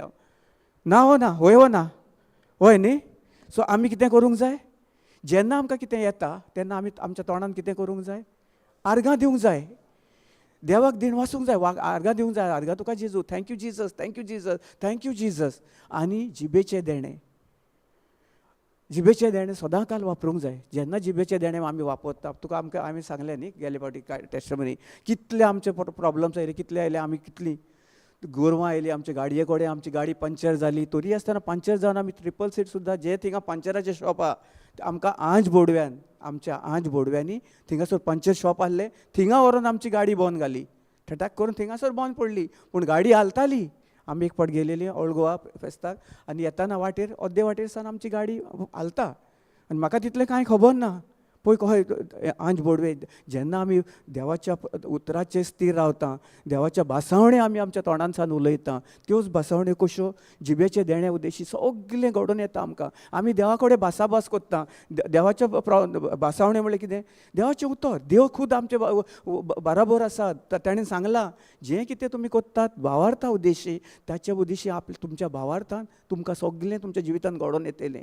आनी म्हजें काम हांव कोत्तलो, जे आंज बोडवे वेतात आनी देवा कडेन, आनी ती भासावणी घेवन तें बरेंपण कितें आहा पळय तें सगलें घेवन आमकां आमचें प्रोटेक्शन, आमकां जें ताणें प्रोटेक्शन दिलेलें आहा, ताची धाल दिलेली आहा, त्या धाले उद्देशी सगलें आमकां ते आंज बोडवे आमच्या तोंडांसान जेन्ना आमी विस्वासान आनी ताचेरूच स्थिर रावता, देवाच्या उतराचे आड वचना, आनी सदांच आमच्या काळजान तें बी आमी रोवन ताचे उद्देशी ताका बरें तें बी आनी ताचें फळ काडटा पळय, तेन्नाच आमकां आमच्या जिवितान ह्यो मिलाग्री घडोवन येतल्यो. नाजाल्यार आमच्या जिवितान कांय ना न्ही. आमी कितले पळय ट्रिपल सीट आमी गाडी घेवन वेताले, ओल्ड गोवा टू म्हापसा. वाटेर थिंगासर मोदें पावली आनी गाडी हालता, आख्खे वाटेक गाडी हालता, आख्खी गाडी यो. पूण आंज बोडव्यांनी पळय कशें आमकां प्रोटेक्शन, जेजू क्रिस्ताच्या प्रोटेक्शनान आमी कशें रावलेले पळय, ताणें आमकां सांबाळलेले. सारकी ताणें व्हेली आनी पंक्चर शॉप आहा थिंगासर, ठास करून थिंगासर बंद पडली आनी गाडी फुडें वचना. थिंगासर इतलो वगत हालता, अर्दें वर आमी गाडी चलयता, तर गाडी फाटल्यान सावन फाटलो टायर हालता आनी ट्रिपल सीट 5 जाण पडोंकूच जाय न्ही, आनी 30-40 स्पिडीचेर वयतली गाडी फुडें ना न्ही. त्याच भाशेन जे आमी आमच्या काळजांत जें कितें उलयता आनी आमी देवाचे स्थिर, देवाच्या भासावणेचेर स्थिर रावता, देवाच्यो भासावण्यो, देवाचें उतर सदां काल आमच्या काळजांत आमी रोवन जें कितें ताचे उद्देश आमी जियेता तेंच आमच्या जिवितांत आमच्या आंज बोडव्यांक आमी जेन्ना दिता आमकां काम करपाक, ते आंज बोडवे काम करतात. नाजाल्यार आमी आयज काल थिंगासरूच स्थिर रावतले न्ही, केन्नाच आमच्या जिवितांत बरें घडोवन येवचें ना. आतां प्रोटेक्शन आहा न्ही, आमकां देवाचें प्रोटेक्शन आहा. आतां आमी कितें करूंक जाय? कितें करूंक जाय? देवाच्या उतराचेर, देवाच्या भासावणेन स्थिर रावंक जाय. आमकां दिलेली आहा न्ही, ती दाल दिलेली आहा, ती दाल सारकी घोट आहा, तें देवाचें उतर. तीच इतलें जर आमकां देवान दिलेलें आहा, जेजू क्रिस्तान केलेलें आहा, आनी सगळें जें आमकां दिलेलें आहा आनी आमकां तो बरें प्रोटेक्ट करून जर देव दवरलेलें आहा, जाल्यार आमी आयज सकयल कित्याक पडटा? कित्याक इल्ल्या हातून आमी ताचेर भासावणें घेनासतना आमी त्या हाचेर कित्याक वेता? कित्याक देंवसार आमकां देवाच्या उतरांसान तिवशिल्यान ओडून घेता. सदां काल तो रावता तुमकां आमच्या जे एका विचाराक, आमच्या विचारांनी देखून येता तो, आमच्या तोंडांसान देखून उतरां उलयता तातूंतसान येता. कितें जालें, कहें जालें, कहें कितें जालें, ही आमी दुसरीं उतरां उलयत जाल्यार सगलीं आमच्या जिवितांत येतात न्ही. तें भासयलें तो फकत आमच्या हाका देव आमच्या उतराक रावता. देव आमच्या तोंडांसान जें उतर येता तें आंज बोडव्यांक आमी घेवन वचोन आमचे सगल्यो मिंदा देव एका उतराक रावता. आमचें जें आमी बरेंपण उलयतले तेंच देवान आंज बोडे वतात आनी देवा कडच्यान आमकां आमचो जेजू क्रिस्त देवाच्या पुजव्याक बसलेलो आहा आनी तो आमकां इंटरसीड करता न्ही. आमकां इंटरसीड करता, आमचें पासत मागता सगलें जें कितें आमकां जाय तें देवा कडेन. जेजून ताका देवान ताका हिंगा ह्या संवसारांत धाडलेलो न्ही, आनी ताणेन ताका तिसऱ्या दिसा मरून मरणासान ताका परतून जिवन केलो न्ही, पुनर्जीवन केलो. त्याच भाशेन आमकांय तेंच जिवीत आमी जियेता आयज काल. ताणेन आमकां आमी ताचे बाराबर मरोन तिसऱ्या दिसा पुनर्जीवन जीवन जावन ताणेन आमकां आपलें जिवीत दिलां, सासणीक जिवीत दिलां, जेन्ना केन्नाच नास ना जायना पळय तसलें. आयज काल आमी कसलें जिवीत जियेता? विनाशी जिवीत न्ही. सगलें आमी केन्ना स्थिर रावता आतां आमी जाणो. तरी आसतना आमी देवाच्या उतरान आसून देखून आमी गेले, हें आमचें पर्सनल एक्सपिरियन्स. आमी गेले घरा कडेन, कोणें कितें केलें आमी ठाट करून पडटा, पंच जाता. जशें टायरान तें वारें घालें, जेन्ना तें वारें घालें टायराक तेन्ना सारकी गाडी चलोवंक लागता न्ही. नाजाल्यार कितें जाता, कितें लागलें न्ही, कोणेन कितें म्हणलें, हिंगासान कितें आयलें, थिंगासान ठुस करून आमचो कितें जाता, भावार्थ सकयल पडटा. आनी भावार्थान आमी मागीर सगलें आमचें कावोक, सगळे दोळे कडेन फुडल्यान कावोक, जे आमकां प्रॉब्लम्स इश्यूज कितें दिसता ताचेरूच आमी नियाळटा, ताचेरूच आमी दिता. आर्गां केन्नाच दिना. देवान भासयला न्ही आपल्या उतरान. ताणेन आमकां सगल्यो भासावण्यो दिलेल्यो आहा. भासावण्यो दिल्या देखून तरी आसतना आमी त्योच मिस्टेकी करता, त्योच आमी चुकी करता, त्याच चुकी उद्देशी आमी जियेता. आमकां आमचें तोंड उकोडपाक आमकां कित्याक हें जायना? आमी फूल ट्रस्ट करना देवाच्या उतराचेर, देवाच्या प्रॉमिसीन, देवाच्या भासावणेचेर आमी सारको आमचें नियाळ करना, सारकें आमचें जिवीत सामकें ओपून दिना, देखून आमी सकयल पडटा. आमकां आयज काल चड गरज भाव भयणानो, आयज संवसार जो आहा रोज आमी संवसारान जियेता तो संवसार कसलो आहा, सगलो संवसारी जिवितांत तातूंत आतां खूब जाण कितें आयज काल आमी आयकता, कितें कोणा एक्सिडंट, कसलें दुयेंस, पिडा, कॅन्सर, हें तें कहें कित्याक लागून येता? भिरांती उद्देशी. आनी जेन्ना भिरांत आयली की आमी तें सगलें कितें करता? देवाची भासावणी आमचे कडेन ना, भिरांत आमचे भितर रोवून दवरता न्ही, ओंपता न्ही, सारकी त्या काळजान आमी ओपून दिता न्ही सगलें कसलें भिरांतीचें, दुयेंसाचें, पिडाचें. देवाक आमी थिंगासो सायडीक काडटा. देवाचे जे भासावणी आहा तेका आमी सायडीक दवरता आनी आमी पिरगोंक स्टार्ट करता. पिडेस्तान आमी पिरगोता, आमी कुरबुरता, आमी कितें करता, आनी नाका जाल्यार कोण आयलो ताचेरूय चावता, आयलो गोवान कितें जाता ताचेर चावता. कित्याक? आमचें मन स्थिर ना, आमच्या भितर देवाच्यो भासावण्यो ना, देवाच्यो भासावण्यो घेवन आमी फुडें सरोना. आमी जाणो तरी आसतना आमकां आडमेळें अहें येताच. कित्याक? देंवसाराक नाका, देंवसार तुमचे कडेन. आमी फकत देंवसाराचेरूच ब्लेम करता. आमी जाणो न्ही देंवसाराकूच ब्लेम करता. आमी आमकां केन्ना ब्लेम करता? आमी आमच्या तोंडांसान केन्ना आर्गां दिता? देवान कितें केलेलें भासयलें, कोश्टावल्ली कूड जे खुर्सार मरोन जेजू क्रिस्त इतलो दुर्बेश जाल्लो, ताणें इतलो सारको अशक्त जाल्लो, कांयच ताच्या जिवितांत हातून नासलें भितर कुडीन, इतली ताची, पूण तरी आसतना तो कहो आहलो फ्रेश आहलो, ताका दूख आहली कांयच नासलें. कित्याक ताची कूड पवित्र आत्म्याची कूड, पवित्र कूड ताची, जें कितें पवित्र होलीनस ताचे भितर आहलें पळय तें सगलें ताणें आमचे भितर दिलां आनी आमकां ताणें प्रोटेक्शन दिलेलें आहा ताच्या रोगतान, ताच्या माकलेले कुडीन, तें ताचें बरेंपण सगलें आमकां दिलेलें आहा. साल्वेशन सगलें, joy, peace, happiness, everything. It's a full package of salvation, full package. आमकां पॅकेज आसता न्ही, कोणी गिफ्ट दिता न्ही, गिफ्ट दिता हो ना. काजाराक गेले, बर्थडेक जाले, एनिवर्सरीक जाले, आमी इनवायट करता आमच्या फ्रेंडांक, ते घेवन गिफ्ट ओपन करून घेवन येतात, तुका दाखयतात न्ही, वय हो ना, पॅक करतात. Praise God. हां, आनी कितें करता आमी, तें आयलो की थंयसरूच आमी ओपन करता न्ही. आमी so excited to open that gift what the person has given to us. हां ना न्ही, कितें करता आमी, घेता दवरता थिंगासून न्ही. त्याच भाशेन आमी कितें करूंक जाय, जें आमी एक्सायटेड जावंक जाय. हें आमकां फुकट देवान दिलेलें देणें, ह्यो भासावण्यो ज्यो आहा, जें कितें आहा देवान दिलेलें आहा तें आपले कुरपे उद्देश दिलेलें आहा, फुकट दिलेलें आहा देणें. म्हाका तुका कांय कश्ट करपाची गरज ना. आमी फकत ती देवान दिलेली दाल घेवन झगडपाची गरज. ताणें आमकां सगलें दिलेलें आहा, फुकटचें देणें. म्हज्या कश्टा उद्देशी हांवें घाम घडोवंक ना, तुवें घाम घडोवंक ना, कोणेच घाम घडोवंक ना. जेजू क्रिस्तान घाम घडोयला आनी ताणें तें सगलें जें आमकां फूल पॅकेजीन भरलेलें आहा, आपले कुरपेन सगलीं कुरपां ताणें आमकां दिलेलीं आहा आनी आमकां सगले कुरपे उद्देशी ताणें आमकां सुटका फावो केलेली आहा. तरी आमकां कितें जाता, आमकां सोत मानपाक एकदम आगट. आमकां मागीर आमकां तायण्यो आयल्यो, दाल दिलेली आहा, देवाची भासावणी दिलेली आहा. भासावणी आमी केन्ना आमच्या तोंडांतल्यान उच्चारिनात, सदां थिंगाच उलयता, थिंगाच कोत्ता आनी मागीर कितें जाता, आमकां सगल्यो दुयेंस पिडा, कोणाचे काळज्यो, कोणाचें हें, आमकां चड मागीर तें देवाचें उतर ना, भासावण्यो ना.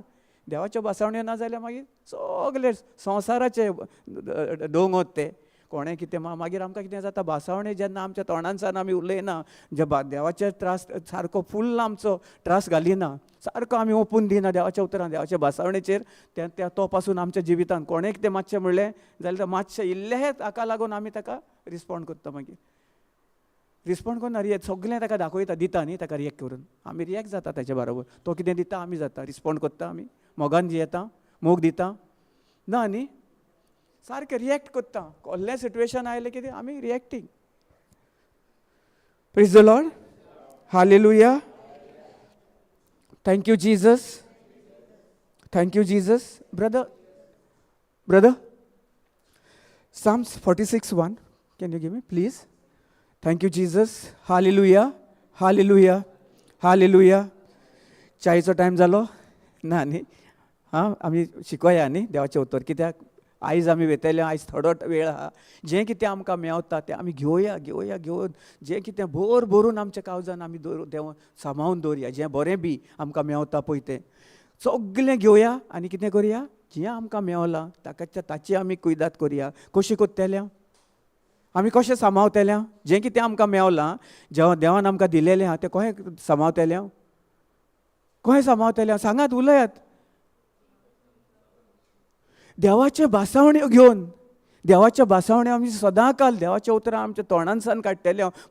आमी जेन्ना काळजांसान मानतले, सोत मानतले आनी तें आमच्या तोंडांसान येतलें आनी देवाच्यो भासावण्यो घेवन आमी चलतले, तेन्नाच सगलें आमच्या जिवितांत आमी देवाचें प्रोटेक्शन जें आमचें आहा ताचे उद्देशी आमी ताच्या खाला, ताच्या पाकटे खाला, ताच्या प्रोटेक्शनान आमी सेव जातले. नाजाल्यार ना. Psalms 46:1, brother. Verse number 1. Praise God. Praise God. The sons of Korah, according to Alamoth, a song, God is our refuge and strength, a very present help in trouble. Thank you, Jesus. कितें आहा? According to Alamoth, a song, God is our refuge and our strength. कितें आहा? देव आमचो कॉन्करीन please word. देव आमचो आसरो, ते आमचे बळ, कश्टाच्या आनी आकांताच्या वेळार आदार दिवंक सदांच तयार. Praise the Lord, praise the Lord, hallelujah. कोण तयार आहा आदार दिवपाक आमकां? देव, देव शुअर, हय, प्रेज गॉड. सो आमी कितें करूंक जाय? देवाचे बासावणीन आमी सदांकाल देवाचे बासावणे घेवन आमी सगलो आमचो जितलो आमचो ट्रस्ट आसा तो देवाचे बासावणे घेवन आमी चलोवंक जाय. देव तयार आहा. कसलें कितलें वायट कितें आहलें सगलो तो आमचो रेफ्यूज. आमी ताच्या अंडर, आमी ताच्या खाला, ताच्या हाता खाला, ताच्या हातून, ताच्या आजिरान आमी सदांकाल तो आमकां सांगता फकत तुमी म्हणटा बासावणे घेवन तुमी तोंडानसान आमी उलोवंक जाय. तोंडानसान जेन्ना आमी उलयतले स्वत मानतले आनी देवाच्या बासावणेचेर स्थिर रावतले ताचेरूच आमी आमचो ट्रस्ट घालतले फकत आमी ताचेर ओपून दितले देवाच्या उतरान, तेन्नाच देव म्हणटा हांव तुमकां सगलें प्रोटेक्शन जें कितें आहा रेफ्यूज म्हज्या खाला तो केन्नाच तुमकां हांव म्हजें जी दाल आहा ती तुमचे वयली केन्नाच काडचो ना. हांव सदांकाल आसतो तयार आसतलो. जेन्ना तुमी म्हाका उलो मारतल्यात त्याच वेळार हांव थिंगासर हाजीर जातलो, हाजीर आसतलो. आमी जर तोंडानसान आमी उतरां उलयना आनी कांयच आमी उतरां उलयना, मागणें करना, जावं आमी देवाक दिणवासी ना, वाखाणना आनी आमच्या तोंडानसान फकत जे देवाच्या उतराची आड उतरां येत जाल्यार देव आमकां देवाच्या उतराच्या आड आमकां देव आमी झगडो देव येतलो झगडोवपाक आमकां पावतलो. आमी अशक्त पडटा न्ही. आमी सारकी अस्कोतायेन जियेता, अस्कोतायेन आमी जियेता. आमकां बोळान भरलेलो आहा न्ही देवाची बासावण्यो दिलेल्यो आहा. आमी बासावण्यान जर जियोंक बासावण्यो जर घेवन आमी आमच्या तोंडानसान उलयत देव थिंगासरूच हाजीर जाता. आपूण थिंगासर वस्ती कोत्ता म्हणटा, सदांकाल आपूण थिंगासर येतलो म्हणटा. थिंगासर जेन्ना आमी ताका उलो मारतले पळय तेन्ना. आतां आमी जेन्ना हांव गाडी घेवन भोंवता, कितें कितें वेता हांव, खिसोर वेता हांव. जेन्ना हांव म्हज्या तोंडानसान हांव देवाची बासावणी उलयतां, बासावणेचेरूच हांव म्हजो सगलो विस्वास ताचेर दवरता, trust. I put my full trust in Lord Jesus Christ. कितें आसो म्हाका दिसना म्हाका मेवतलें हें जातलें ना, पूण हांव कितें करतां? I trust fully in the my Lord Jesus Christ. What Jesus has done on the cross for me. म्हाका कितें जेजू क्रिस्तान क्रुसार मरोन म्हाका दिलेलें आहा तें हांव म्हज्या तोंडानसान हांव सदांकाल भायर सरता तेन्ना हांव कितें करतां? जिबेचें देणें स्टार्ट करता, भायर सरतां. मोटरसायकल बसलो, आर्गां तुका जेजू, देणवास तुका जेजू, thank you Jesus, I am proceeding and I am thank you that you have already send the angels forth and they are clearing every obstacle in my way. Whatever, any problems, anything that is coming against me has been already destroyed and my path is clear. Thank you Jesus. या आमी उलोवंक जाय. आर्गां तुका जेजू, हांव भायर सरतां तुज्या आदारान. आज बडयान वचात आनी जें कितें म्हज्या रस्त्याचेर आडमेळें आहा, आडकोळ आहा, कितलें कसलें वायट आहा, कितें कसलेंच कितें आहा, म्हाकाच न्ही सगलें संवसारान कोण ट्रॅवल गाडयो चलयता वेता तांची तुवें वाट नितळ केलाय म्हूण तुका हांव दिणवासता आर्गां दिता, वाखाणटा. आनी आमी जिबेचें देणें चालू करून वचत रावंक जाय. आमी आमच्या जिवितान आमी पळयल्या न्ही कितल्यो मिलाग्री. 10-15 जाणां गोरवां आयलीं, आमी स्पिडीचेर, आनी स्पिडीचेर म्हणजे मातशी गाडी लागत आनी पडत जाल्यार स्पिडीचेर उसळोन पडपाचेच खबर न्ही, पडटात न्ही. मातशें धाकटोल देखून कोण माजर जावं कोण हें सुद्दां आयलें जाल्यार हें करून गाडयेक जशें कोणूच जानवर लागत जाल्यार पडोंकूच जाय न्ही. पूण आमकां पळय कशें आमच्या आज बोडव्यांनी देवान पळय देवाचें पळय बासावणें जेन्ना आमच्या तोंडान आहा आमी ताचेरूच स्थिर रावन आमी आमच्या तोंडानसान जिबेचें देणें वापरून आमी केलें तें सगलें प्रोटेक्शन कोणें हाडलें? आज बोडव्यांनी वचोन सगलें देवा कडच्यान देवान धाडून दिलें न्ही. तें सगलें देवान धाडून दिलेलें आसलें, पूण आमी कितें केलें? आमच्या तोंडानसान उच्चारलें आनी आज बोडव्यांनी वचोन आपलें काम केलें आनी आमकां प्रोटेक्शन. सगलीं जाणां 6-7 जाणां आमच्या फुडल्यान दिमी घालून आमी गाडी चलयताले. म्हाकाय खबर ना आनी पळयत कशी म्हजी गाडी ऑटोमॅटीक म्हाकाच खबर ना. हांवें दोळे बंद केले, म्हाका खबर ना. हांवें गोरवांक पळयलीं, गोरवां जशीं धांवून येतात न्ही, अशीं सायडीकसान येतालीं, भिरें सगलें जाप करून आयलीं. आमी अशीं चलता हिंगासान इतले लागींसान लागींसान आयलीं न्ही आनी सगलीं हें. आनी आमच्या तोंडान कितें आहलें? Gift of tongues. आमी तेगाय जाणां वेतालीं थिंगासान. आमचें कितें आहलें? आमच्या देवाचें भास आसली. आमकां खबर नासली सायडीक कितें जाता पळय तें. आमकां खबर आसली आमच्या देवाचें कितें दाल शील्ड, ती दाल आमच्या बराबर आसा. जेन्ना आमी तोंडानसान उलयता तीच दाल आमी घेवन तें कसलेंच कितें. आनी आंच बोडयो वचोन ते दाली उडयशी ती आमची थिंगा हाडून कितें केलें ताणें? उबी केली न्ही दाल, कसली प्रोटेक्शन. दॅट प्रोटेक्शन हाडली आनी फुडें उबें केली. आनी सगलीं जीं गोरवां आहलीं ते आमकां देवाच्या आमचे भितर जे आमचे आशिर्वाद देवान दिलेले आहा ताचे आमकां कितें केलें, ती आमचे कडेन हें केली. कोणाक, जो आमचे भितर जो पवित्र आत्मा आहा देवाक ताणें नमन केलें. कशें केलें, जेन्ना आमी सगल्यो आमच्यो भासावण्यो घेतल्यो देवाचेरूच सगलो आमचो ट्रस्ट फूल सारको आमी ओपून दिवन आमी देवाचेरूच स्थिर रावल्या. जिबेचे देणे वापरून त्याच खेळाक त्योच मिलाग्री आमी जिवितान घडोवन आयल्यो. त्यो ह्यो जें आमचें आमी जें कितें आमच्या जिवितान घडोवन आयलां तें तुमचें जावचें ना. कशें जावं शकता, आमी देवाच्या भासावणेचेर स्थिर रावूंक जाय. देवान आमकां सगळें प्रोटेक्शन दिलेलें आहा. आमी फकत आमच्या तोंडांसान विचार आमचो full trust, we have to put our full trust in Lord Jesus. देवाच्या उतराचेर सगलो दवरूंक जाय. तेन्नाच पळय भावान आपली गोवायकी दिली, आमी आमची दिली गोवायकी. कित्याक हो भावान कितें केलें, दिसना ती वस्त ताणें दिसता त्या वाठारान हाडली न्ही, ताका कांय नासलें सगलें. तेंच आमकांय खबर नासलें न्ही. जेन्ना आमी आमच्या जिबेसान आमी जिबेचे देणे वापरले, आमचे आंच बोडवे गेले आनी सगलें जें प्रोटेक्शन आहलें, दाल आहली ती आमच्या फुड्यान हाडून ताणें दवरली न्ही. आनी जेन्ना ती दाल देवाच्या उतराची देवाची दाल देवान आमकां दिलेलें हा प्रोटेक्शन, तें आमच्या फुड्यान येता पळय तेन्ना कितल्योय वायट येवं, कोणूय येवं, इतलीं गोरवां येवन थिंगासर कशी केली, ताचे फुडें थिंगासर न्ही. कित्याक देव थिंगासर स्थिर जालो. देवान देव थिंगासर खूद हाजीर जालो थिंगासर. आनी ताणेन त्या प्रोटेक्शनान जें कितें आहलें देवाच्या बळान देवाच्या प्रोटेक्शनान सगलें नास जावन थिंगासर ती गोरवां दिमी मारून रावलीं. आमची मोटरसायकल ही आनी इतली कुशीक सगलीं जाणां सायडीक 5-6 जाणां ही. मागीर थोड्या वेळार जेन्ना आमी पळयलें म्हजी गाडी उबी थिंगासरूच, हांवें सुद्दां करूंक ना, म्हाका खबर ना कोणें केली पळयत आत्म्यान. गाडी थिंगासर बंद घातली आनी आमी दोळे झाप करून दोळे उगडटा, सेन्सान आयली आमी जिबेचे देणे वापरता. आनी तेन्ना पयलीं जाल्यार म्हजी गाडी उबी, आमी सेफ, आर्गां जेजूक. आनी आमी आर्गां दीत गेलीं. Praise God.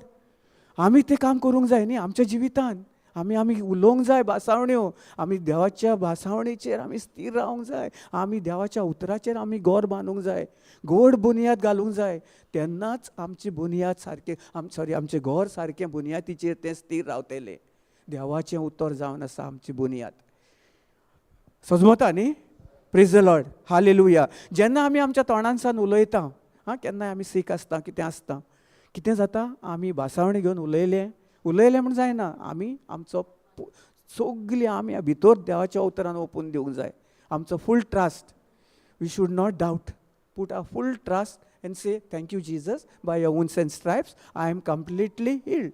त्या दिसा एक भयणीक रातचो हें कोत्तालो, ताका शेअर कोत्तालो. ती सारकी भिरांत नासली. ताका देवाचें उतर कांय खबर ना, कांय ना. सगलीं सारकी भिरांतीन, इतली भिरांत ताचे भितर आहली की तीच नको ती कितें कोत्ताली पळय ती. सगलीं भिरांतीचेर रडटालीं, कितें कोत्तालीं. जेन्ना ताका हांवें बरें सजमोवन ताका देवाचें उतर सांगलें, जेजू क्रिस्तान आमचे पासत कितें केलां, जेजू कोण जावन आसा, जेजू कित्याक आयलोलो आनी आमकां जेजून आमकां भिरांतीचो आत्मो दिवंक ना. जेजून आमकां बरो मोगाचो आनी स्थिर आत्मो दिला. तें ताका सांगलें. ताका खबर नासली ती बाबडी इतली हें जालेली. ताचो तें आपूण फकत दिसता ताचेरूच ती विस्वास दवरताली. ताका दूख आहली, ताका दिसोन नासलें, जावं ताचे कितें प्रॉब्लम्स आसले, इश्यूज आसले. आयज 2-3 दीस जाले ती तें देवाचें उतर आयकोन इतली ताका सेट फ्री जाली. आतां ती देवाक आर्गां दिता. 2-3 दीस जाली. कित्याक जेन्ना आमी भावार्थान आमी कोणाक देवाचें उतर शेअर कोत्ता, जी भासावणी दिलेली आहा ते भासावणी जेन्ना तें प्रोटेक्शन जेन्ना आमी उलयता आनी आंच बोडव्याक आमी तें उतर देवाचें उतर तांकां ते आयकोतात, बरीं उतरां, आनी ते वेतात. त्याच वेळार वेतात आनी ते आपलें तांकां जें कोण कोल्ले आडमेळान आसता तांचें प्रोटेक्शन तांचें सगलें तांकां कवर कोत्ता आनी ते वायट वांडावटेंसान तांकां पयस कोत्ता. Praise the Lord. Hallelujah. Thank you Jesus. सारकें न्ही. वय ना. आतां आमी कितें करूंक जाय, ते भयणीक पळय हांवें जर म्हणलेलें ना भयण अशें तशें देवाच्या उतराच्या आड उलोवंक ना. कित्याक देखून आमी चड गरज जे कोण संवसारान आसतात तांचे कडेन भासाभास करचे बदलेक आमी शिकल्या उतर. आतां आमकां आडमेळ्यो कितें आयलें कोणाक दुसऱ्याक सांगपाची गरज ना. दुसरें सांगप म्हणजे कितें करप, तुमच्या जिवितांत जी अविनाशी बियां आहात नास ती उतरां तुमच्या जिवितांत घालून मागीर कितें भिरांत घालप, आनी त्या भिरांती उद्देशी सैतान मागीर आमकां टॅप करता, आनी ते विचार आमी कितें करता, देवाचे आमी आड वेता. आमकां भासावणेचेर आमी भासयल्ले भासावण्यो आहा पळय ताचेर आमी नियाळ करिना. आमी कितें करता, जें आमकां दिसता कोणें सांगलें पळय तेंच मागीर आमचेर विचार येतात. कित्याक आमी स्वता दुसऱ्याक आमी पयलो दिलेलो आहा दुसऱ्याची उतरां आमच्या जिवितांत घेवपाक.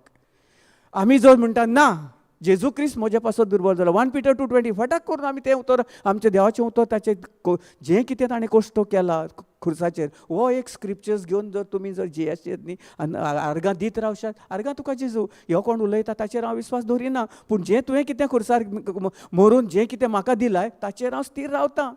जे भासावणे दिलाय ते भासावणे हांव उलयतां. तुवें म्हाका सांगलाय, प्रॉमीस केलाय तुज्या उतरान की तूं म्हाका केदीच सोडचोय ना, तूं केदीच म्हाका खाली घालचो ना, केदीच म्हाका तूं दुयेंस पिड्यान तुका दवरूंक नाय. सदां काल तुवें तुजे कुडीर घेवन म्हाका तुवें बरी भलायकी बरी सावत तुजें जिवीत म्हाका दिलाय. आर्गां तुका जेजू. ही उतरां आमची आसूंक जाय. आमी कितें करता, कोणें डॉक्टरान सांगलो, कोणें दुसऱ्याचें उतर आयकलो, टाक करून तें आमी कितें करता, आमच्या काळजान आमी टाक करून तोंडान मनान घेता, काळजान घेता आनी ताचे आमी व्हडलो हें करता, दोंगर करता, आनी मागीर आमकां आमीच खबर ना. सो देखून भाव भयणांनो, चड गरजेचें जें उतर तुमी शिकल्यात आनी तुमकां आतां इतले दीस हें जालेलें आहा, तुमकां खबर आहा आतां देवाच्या उतरा उद्देशी आमकां कशी आमी झगडोंक घेवंक येता. आमचें जें कितें आमकां दिलेलें आहा देवान सांगलां तूं झगड, कोणा कडेन, देवा कडेन न्ही, मनशा कडेन न्ही, कोणा कडेन, त्या दुयेंस पिड्या कडेन. ते प्रॉब्लम कितें येता पळय तें देवाची भासावणी घे आनी झगड. देवाचें सांग, आर्गां तुका जेजू, जेजू तुवें म्हाका सगळे वायट वांडावण्यांसान सुटका फाव केलाय, हांव तुका आर्गां दिता, दीण वाचता, हांव हाचें स्वत मानिना, पूण तुजे कश्टल्ले कुडीचेर तुवें कितें खुर्सार व्हरोन जें तुवें म्हजें कश्ट तुवें केलाय आनी इतलें तुवें कश्ट सोंसून तुवें म्हाका जें बरेंपण दिलाय ताचे उद्देशी हांव आयज जियेतां, तूं म्हजे भितर जियेताय. आर्गां तुका जेजू सोमिया. आमचें अशीं उतरां आसूंक जाय. आमी टॅटाक करून कितें आयलें कितें करता थिंगा सरूच पडटा न्ही, वय वा ना. आमी जेन्ना आमी देवाच्या उतरान देखून आसून कितें करता, आमी स्थिर जाता. कित्याक आमकां कितें जाता, आगोट जाता न्ही देवाचें उतर तोंडासान. जेन्ना आमी आयज उलयतले हांव 4 दिसांनी उलयतले हांव वेतेले हांव मागीर कोणा कडेन भासाभास करतले हांव नाका जाल्ल्यो खबरो करपाक कोण आयलो जाल्यार कितें करपाचें, कहें कितें हें तें करून आमी देखून आमी देवा कडच्यान आमी पयस वेता, देवाच्या मोगा कडच्यान पयस वेता, देवाच्या आशिर्वादा कडच्यान पयस वेता. देवाचें प्रोटेक्शन जें आहा पळय तें दाल आहा ती सुद्दां आमकां गमोना. मागीर केन्ना आमी तांचे बरोबर जाता न्ही, तांचे आमी दोगांय एक जाता. तो संवसाराचीं उतरां उलयता, आमी ताचे संवसारीचीं उतरां उलयता. टीव्हीचेर कितें न्यूज येता आमी थिंगासर तांचे बराबरूय बसून पळयता. हांवेनूय केलेलें आमी केन्ना कोत्ता ना न्ही, प्रेज गॉड. पूण आर्गां जेजूक आमचो पवित्र आत्मो जे ताचेर आमी नियाळ करिना. आहले देखून जाल्यार आमी कितें करता, तितलो जगत मागीर आमी सोडून दिता. आमकां तेन्ना पूण कितें करता, आमी थिंगा बसले देखून जाल्यार कितें करपाचें, गिफ्ट ऑफ टंग्स आर्गां जेजूक, जेजू खुर्सार पळोवपाचो. तें ऑटोमॅटीक वेता. तूं थिंगा बसलो हें केलें, पूण तूं कितलें स्थिर रावताय देवाच्या भासावणेचेर तें आहा. आतां आमी फुडल्यान टीव्ही आहा, खंय कितें आहा, कितें मॅच चलता, कितें चलता आसता न्ही, बसून आसता, कोणाक एंटरटेन आसतात. जायते जाणांक आमी कसले कितें प्रोग्राम जावं कितें गेम कितें हें करून अहें आसता. पूण तितलोच वगत आमी ताचेर नियाळ करपाचो ना. जे देवाच्या उतरां देवाच्या भासावणेचेर आमी चड घेवन बसोंक जाय. आतां तुमी म्हणटले कितें आमगेर ब्रदर टीव्ही आहा, आतां टीव्ही कितें करपाची. आतां आमी टीव्ही हाडल्या 50-60 हजाराची, कोणाक LED टीव्ही आयज काल येतात, सगलें आहा. तें आतां कितें करपाचें, तुमचे कडेन पेन ड्रायव्ह आहा युट्यूबाचेर तें करात, टीव्हीक घालात. आतां तेकाय आहा सगलें युट्यूब सगलें मेवता टीव्हीक. स्मार्ट टीव्ही आयलेले आहा, मोबायलूच जाय हो ना, आयवो ना, आहा हो ना. आमी रिचार्ज करता न्ही म्हयन्याक 300 रुपया 350 रुपया, मोबायलाचेर करता 600 रुपया 500 रुपया, टीव्हीचेय करता न्ही. कित्याक आमकां एंटरटेन जाय. आतां आमी एंटरटेन कितें करूंक जाय. आतां आमी हिंगासर आतां आयज वेतेले हें आमचे रितीर स्टार्ट जालें न्ही. आतां आमचे रितीर सोंपोंक ना. जस्ट आतां this is just the beginning of our retreat. हें आमचें आतां जस्ट स्टार्ट जालां चालू आनी सदां काल उत्तेलें. कहें उत्तेलें. आतां तुमी म्हणटाले आतां एग्जाम्पल घेतलो न्ही, टीव्ही आहा, स्मार्ट टीव्ही आहा, आमचे कडेन म्युजीक सिस्टम आहा, कितें करपाचें, आमी कितें करपाचें, खंयचीं घालता संवसारां, लॉर्ना कितें जालें, मोग मोजो तो टाटा टाटा न्ही, ओन्ली कातारां. आयज काल देवाची कातारां आसता, सकाळीं उठलीं की टाटून तकली फोडपाचें. देवाचें उतर कोणें सांगलां हें आमकां कोणें दिलां? हां, आमी स्वता पयलीं कोन्नात न्ही. स्वता आमी जी आमची माय पाय आहा, देवाचें उतर आसा, जावं आमी भुरगीं कोण आसा, तांच्यांनी तें आमकां मनाची नवसणी करून बोलदूंक जाय. आमकां आसतलें, खूब आसतलें, आमकां तियात्र आसतले, पिकनिक्यो आसतल्यो, हे आसतल्यो, ना न्ही. पूण तुमकां जाणो जावंक जाय खरोच आमी थंय वेता, तियात्राक वेता, जावं ते नाटकाक वेता, आनी खंय वेता, आनी खंय कितें इश्यू प्रॉब्लम्स आसता, हें प्रोग्राम्स आसतात थिंगा, तो वेदर दे आर बिबिलिकल ओ ह्या संवसाराचे जी आमकां जाणवाय मेवतली, बरें मेवतलें जाल्यार आमी थिंगासर फुडें वचपाचें. आमी कितें करता, आयज आमी हिंगासर केन्ना सांगलें रितीर आहा, फुडल्या म्हयन्यान 12 तारखेर 12 ते 11 ते 15 तारीख पासून रितीर आहा पोंडा. कोणाक सांगलें कितें आहा? ना ना ना, आमच्या थिंगासर हें आहा, फेस्त आहा थिंगा, फेत म्हणटा तें कितें तरी, थिंगासर फेर थिंगासर तियात्र आहा, लोर्नाचो तियात्र आहा, बरो आहा. आल्फ्रेड आदा आल्फ्रेड रोज आसले न्ही, आतां दुसरे तियात्र येतात. हां, थिंगासर बरो तियात्र आहा तो. कितें आहा तियात्र थिंगासर वचोन गेले वेतात. रितीराक या म्हणल्यार टायम ना, पूण थिंगासर कितें 8 दीस 15 दीस हां सारकें प्लॅनिंग करतात न्ही. पूण देवाक जर आमी टायम दिवपाक सांगलो जाल्यार आमकां देवाक टायम दिवंक ना. देवाच्यो भासवण्यो आमकां आयकुपाक टायम ना, देवाचें उतर आमकां टायम ना. हें ना, संवसाराचे सगळे टायम काडटात. 8-15 दीस. म्हाका खंयचे ड्रेस आतां काजार कोणाचें आहा, म्हज्या कोण काजनाचें काजार आहा, अमके तारखेर फुडल्या म्हयन्याच्या 18 तारखेर आहा. आतां म्हयनो आहा, म्हयन्या पयलें कितें करतात, प्लॅनिंग करतात न्ही. बरें आतां खंयचे ड्रेस घालतलो, हांव कितें करतलो, त्या दिसा खंयचो चेर मारतलो, कसले ड्रेस घालतलो, शॉर्ट ड्रेस घालतलो, लाँग ड्रेस घालतलो, लांब शॉर्ट घालतलो, कितें कसलें घालतलो, सूट घालतलो ओ बंडी घालतलो, कितें आतां डिफरंट येता न्ही. कसलो सूट जाय, मॅचींग जाय, मारून जाय, येल्लो जाय, कसले ते सगळे एक म्हयनो प्लॅनिंग करतात न्ही. आतां जर आतां आमी केन्ना देवाचें उतर आतां आमी सगळे हें करून आमी आतां एक हें धाडलें रितीर आहा म्हणून आमी प्लॅनिंग करता ना. आमकां ना, आयज येना रे, आमकां ना ह्या म्हयन्यान जावचें ना. पूण आमी खंय आमकां प्रॉब्लम वचोंक जाय देखून जाल्यार तो तियात्राक जावं थिंगासर खंय कितें मेलाप आहा, थिंगासर कितें एग्जिबिशन आहा, थिंगा टायम काडून वेताच. आमकां वचोंकूच जाय त्या टायमार न्ही. परवां ते लास्ट डे आहा, आयजूच या, हां वेता न्ही, वेता वा ना. तेच भाशेन आमी देवाच्या भासावणेनी वेळ सारूंक जाय, टायमूय काडूंक जाय. आमी गेल्यावर आमी म्हणिना तुमकां वचो नाका वचो आसता, वचपाचें आसता. कित्याक तुमकां जण एकल्याचें विश. आमी कोणाक आडो शेकोना, जावं कोणाक आमी आड येना, वा आमी कोणाक बंदी घालूंक शेकोना. कित्याक जण एकल्याचें विश तें, जण एकलें खंयसरूय मिसाक वच जावं तियात्राक वच आनी खंय वच, सगलें जण एकल्याचें विश. पूण वचोंक जाय ना न्ही. पूण गेलो म्हूण जायना, पूण थिंगासर जें आमकां बरेंपण मेवतलें, बरें अनुभवतलें, आमी खंय गेल्या उपरांत आमकां कितें तरी आमकां फायद्याक पडटलें जाल्यारूच आमी थिंगासर विचार करूंक जाय. काजाराक वचोंक जाय, कित्याक काजाराक वचोंक जाय ना हें न्ही. कित्याक एक मोगान कोणें आपयलें ताका वचोंक जाय, विश करूंक जाय. गेलो थिंगासर म्हूण जायना, ताचेय पासून मागोंक जाय. थिंगासर आमी पयलां आयज काल आमच्या काजारांक व्हडल्यो कितें तें जेजूचें रगत आसता न्ही, थिंगा व्हडल्यो बाटल्यो भरून दवरलेल्यो आसता. वय ना, वय आसता. हांव एक गेलोलो काजाराक, हांवें विचारलें, ब्रदर म्हणलें हें कितें सगलें हें करून हें तुवें म्हणलें सगलें आहा न्ही तुजे कडेन, देवाचें उतरूय जाणय तूं सगलें जाणय. ना रे म्हणटा रे, तें कितें आहा तांचें, आमकां फॅमिली आहा न्ही, फॅमिलीच्या एकवटाक लागून. तुका जेजूचो एकवट ना काय, चले मोग ना, फॅमिलीच्या मोगाक लागून आमकां दोतचें पडटा म्हणटा तें. जेजूचो मोग तुका खबर ना, ताका शिकय मरे म्हणलें तें. काजाराचें एक अद्देंवर म्हणलें कोर म्हणलें थिंगासर, अद्देंवर प्रिचींग, आनी पळय म्हणलें सगलें. म्हणलें जे थिंगासर म्हणलें आमी पयलें म्हणलें, जे थिंगा सोरो ना, हिंगा जेजूचें रगत ना, थिंगासर लोक लेस आसता. आनी थिंगासर जेजूचें रगत आसता पळय ते खूब जाण पिवपाक येतात. जेजूच्या रगतान तांकां सुटका फावो जाता.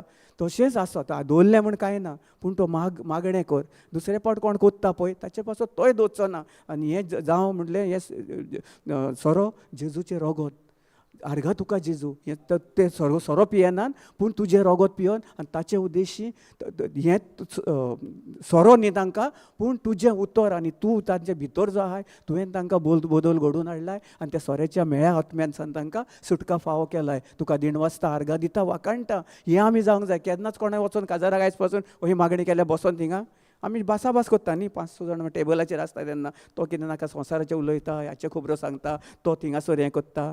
हांवें पर्सनल एक्सपिरियन्स केला. गेले फावटी आमी गेलेले थिंगासर येवन आमचे कडेन 2 जाण बसले आनी ते उलोवंक लागले. मागीर हांवें कितें केलें, हांव स्टार्ट केलें, म्हाका कळ्ळें कितें केलें.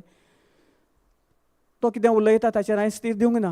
हांवें गिफ्ट ऑफ टंग यूज करीत रावलें भितरले भितर, म्हजे भितर. पळयत आत्म्या उद्देशी तूं तोंडान भितर उलय, ताका दाखोवंक जाय हें ना.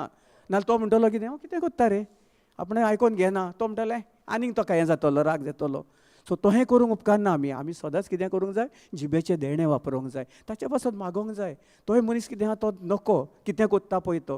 ह्यो भासाभासोनी आमी भासावणेन देवाच्यो भासावण्यो घेवन आमी थिंगासर बसोवंक जाय. काजारांक गेलें जावं खंय गेलें ना, तुमी गेल्यात म्हणून आमी तुका कांय म्हणिना, पूण तुमी देवाची भासावणी घेवन तुमच्या मुखामळासर घेवन तुमच्या तोंडानसान वचोन थिंगासर वसात आनी पळयात थिंगासर कितल्यो मिलाग्री तुमीच पळयतल्यात. थिंगा जें कितें नाका पळय तें नाससान वचोन बरेंपण, जेजूचें हाजीरपण आनी तुमच्या उतरा उद्देशी ते सगळे आंज बड्यो वचोन थिंगासर जें कितें थिंगा मेळसण आहा, जें कितें आहा, नाका जाल्लेलें आहा, सोरो आसा, आनी कितें आहा सगळें नाश जावन, सगळें कितें आहा नाश जावन कितें बरेंपण, देवाचें हाजीरपण आनी बरें जें आमकां जें कितें आमी देवाच्या उद्देशी आमकां मेवलेलें आहा तें आमी नियाळ करूंक जाय, ताचेर नियाळ करूंक जाय. न्ही कोण वायट न्ही, मनीस वायट न्ही, तांकां समजना, कित्याक तांकां खबर ना. नको तेंकांय सांगोंक जाय. आमी जेन्ना वचोन थिंगासर मागणें करीत न्ही, फाटले फावटी थँक्यू जिजस, फाटले फावटी हांव ऑफिसान काम करतालो न्ही म्हापसा, म्हज्या ऑफिसा फुडल्यान 2 बार्रां आसलीं, धाकटी बार. हांवें मागणें केलें आनी हांवें ताका हुकूम घातलो, हें बार बंद पडटा आनी थिंगा आयस्क्रीम पार्लर जाता. आर्गां तुका जेजू. आनी जें कितें हांवें उलयलां तें जें दिसना तें सोत घडोवन आयलें म्हूण तुका हांव 1:30 वाजता आर्गां दिता. एका वर्सा भितर तें बंद जालें बार आनी थिंगासर आयज आयस्क्रीम पार्लर जाल्लेलो आहा. अजून पासून प्रेज गॉड. कित्याक जेन्ना आमी भासावणी, देवाची भासावणी घेवन विश्वासान भावार्थाव देवशी उलयता आनी दुबाव धरिनासतना तें घडोवन आयलें, दिसना त्या वाठारांसान दिसता त्या वाठारांत आयलें म्हणून आमी देवाक दिण वासूंक जाय, आर्गां दिवंक जाय. सदां काल आमी हें करूंक जाय. आमचें तोहेंच न्ही, सदां काल जें कितें आमी आमच्या जिवितान आमच्या आयलेलें आहा न्ही, येता कितें वायट आसता हें करीत न्ही आनी सोत मानीत न्ही. पळयात तुमी ज्यो मिलाग्री आमी आमच्या भितर दिसना तें आमचें सगळें दिसता त्या वाठारांत येवन 100% आमच्या जेजू क्रिस्ताचे उद्देशी घडोवन येवकूच जाय. फकत आमच्या उतरां आनी आमची भावार्थ बदलूंक जाय, उतरां बदलूंक जाय, भावार्थान आमी उलोवंक जाय आनी स्थिर रावंक जाय. टेन्शन घेवपाची गरज ना. विदीन एका वर्सा भितर तें बार बंद पडलें. आयज काल आयस्क्रीम खाता, त्या दिसा काल पोर वचोन आयला, आयस्क्रीम खावन आयला थिंगासर आनी तो पळयता म्हाका. हांवें ताका सांगलें, जाणा बाबा म्हणलें, हांवें म्हणलें जालें, म्हटलें आतां 2-3 वर्सां जालीं. 3 वर्सां जालीं. हांवें म्हणलें पळय हांगासर म्हणलें, हांवें म्हणलें कितले जाण पडटाले थिंगासर, पियोन पडटाले, बरें दिसनासलें काळजाक एकदम. आनी हांव सदांच मागणें करतालो आनी तें मागणें पळय जेजून कशें म्हजें घडोवन हाडलें. तें दिसना त्या वाठारांसान, दिसता त्या वाठारान हाडलें न्ही. कहें भावार्था उद्देशी. आनी तें नाश जालें आनी सगलें जावन आयज तें थिंगा आयस्क्रीम पार्लर, दुदाचें हें सगलें, दूद सगलें, दूद दोत्ता थिंगासर, आयस्क्रीम सगलें बरें आयटम जे आमकां फायद्याचे, वायटाचें न्ही, नाश कोत्तेलें न्ही. आमच्या कुडीक बरें पळय तें अमूल दूद, अमूल घी सगलें हें तें कुडीक आमचें बरें न्ही. पूण तें जें पयलें आहलें पळय तें सगलें लोकांचो नाश कोत्तालें. आयज कितें जालें, आर्गां जेजूक. कित्याक म्हजे उद्देशी न्ही, पवित्र आत्म्यान जें उतरां हांवें उलयलीं तें आंज बडवे गेले आनी तांच्यांनी आपलें काम केलें. हांवें फकत कितें केलें, सोत मानलें आनी आर्गां दिलीं, दिनवासीत रावलो, आर्गां दीत रावलो. Thank you Jesus, thank you Jesus. आनी विदीन नो टायम, विदीन अ इयर्स टायम सगलें बंद. त्याच भाशेन आमी भाव भयणांनो, जें आतां आमी गोवायकी तुमकां जाल्या त्योच तुमी वचात, तुमच्या जिवितांत त्योच तुमी एप्लाय करात, घालात, देवाच्या उतराचेर स्थिर रावात. प्रॉमिसीस ऑफ गॉड, देवाच्यो भासावण्यो घेवनूच चलात, देवाचें उतर घेवन चलात, देवाक घेवन चलात तुमचे बराबर. देव सदां काल आपूण हिंगासर आमचे बराबर आहा. मोग घेवन चलात, भोगसवणें चलात, एकामेकाक कितें जालें चड घेवन बसपाचें न्हू. ओनयेचें, भावाचें, बायलेचें, घोवाचें सगलें खंय थंय आहा देखून जाल्यार तुमी वचोन तांकां मोग दाखयात, भोगसवणें दियात. भोगसवणें चड गरजेचें पवित्र आत्म्याचे उद्देशी. Praise God, hallelujah, thank you Jesus. बरें जालें न्ही हें करून. आतां ब्रेकफास्टाक या, मागीर दुसरें सेशन स्टार्ट जातलें. एक ब्रेकफास्ट या न्ही. सो आमी दोळे बंद करया, बसून करया, नो प्रॉब्लम, उठपाची गरज ना, बसून सुद्दां करूं येता. आर्गां तुका जेजू, दिणवास तुका जेजू, वाखाणणी तुका जेजू. स्वर्गीच्या बापा, हांव तुका दिणवासता, आर्गां दिता, वाखाणटा ह्या वेळा पासत, आयच्या दिसा पासत आनी ह्या दिसा पासत आनी फुडें फुडें येवपाच्या दिसा पासत जेजू. तुवें आमकां सगळे दीस दिलेले आहाय आनी जेजू तुवें ह्या 4-5 दिसां भितर जें कितें आमकां आमच्या तोंडांसान, सगल्या भाव भयणाच्या तोंडांसान तूं पवित्र आत्मा उलयलाय आनी सगल्या भाव भयणाच्या दोळ्यांसून तांकां सोजमूण मेवल्या आनी तांकां बरें आनी तांच्या बरें आनी फायद्याक तेंच आमी आमच्या तोंडांसान तुवें उलयलाय आनी तांच्या जिवितान व्हड व्हड मिलाग्री आतां ती आयज हांगासान आमी भायर सरोन वेतेल्या ती आमचे हें आमचे रितीर स्टार्ट जातलें आयज. जेजू तुका हांव दिणवासता, आर्गां दिता, वाखाणटा. सदां जेजू तूं आमचे बाराबर आसाय, पवित्र आत्म्या तूं आमचे बाराबर आसाय आनी तूं आमचो आदार जावन आसाय आनी तूं आमकां आदार दितलोय सदां काल म्हूण आमी तुजेर फाटीं येता आनी केन्नाच तुजेर आमी दुबाव दवरिना. पूण जें दिसना तें वस्त आमी आयज काल विस्वासान घडोवन आयले म्हूण आमच्या जिवितान आमी सदांच तुका आर्गां दितेली, दिणवासतेली, वाखाणटेली आनी सगलें घडोवन आयलें. जें आमच्या जिवितान वायट पिडा सगलें नास जावन जें बरेंपण तुवें तुजे कृपे उदेशी आमकां दिलेलें आहाय. देखून तूं हें आमकां तुवें सगलें फुकट देणें दिलेलें आहाय. तें जें कितें आमकां फुकट दिलेलें आहा तें आयज आमी भायर सरोन हिंगासान वचोन आमचे रितीर आमी कोत्तेल्या दुसऱ्याकूय गोंयकी जातलें. तें जें आमी फुकट मेवलां तेंच वचोन आमी दुसऱ्याकूय तें फुकट दितलें. न्ही आमच्या स्वार्थाक, पूण जे कोण ह्या संवसारान पिडेस्तान आहात, मोडोन तुटोन पडलेले आहात, तुजे उद्देशी, तुज्या उतरा उद्देशी, आमचे गोंयके उद्देशी तांकां सुटका फावो जाली म्हूण सगल्या संवसाराक हांव तुका दिणवासता, आर्गां दिता, वाखाणटा. हें मागणें हांव जेजू क्रिस्ताच्या नांवान कोत्ता. Amen, amen, amen. Praise God. Thank you so much. Praise God. तुमकां ब्रदर.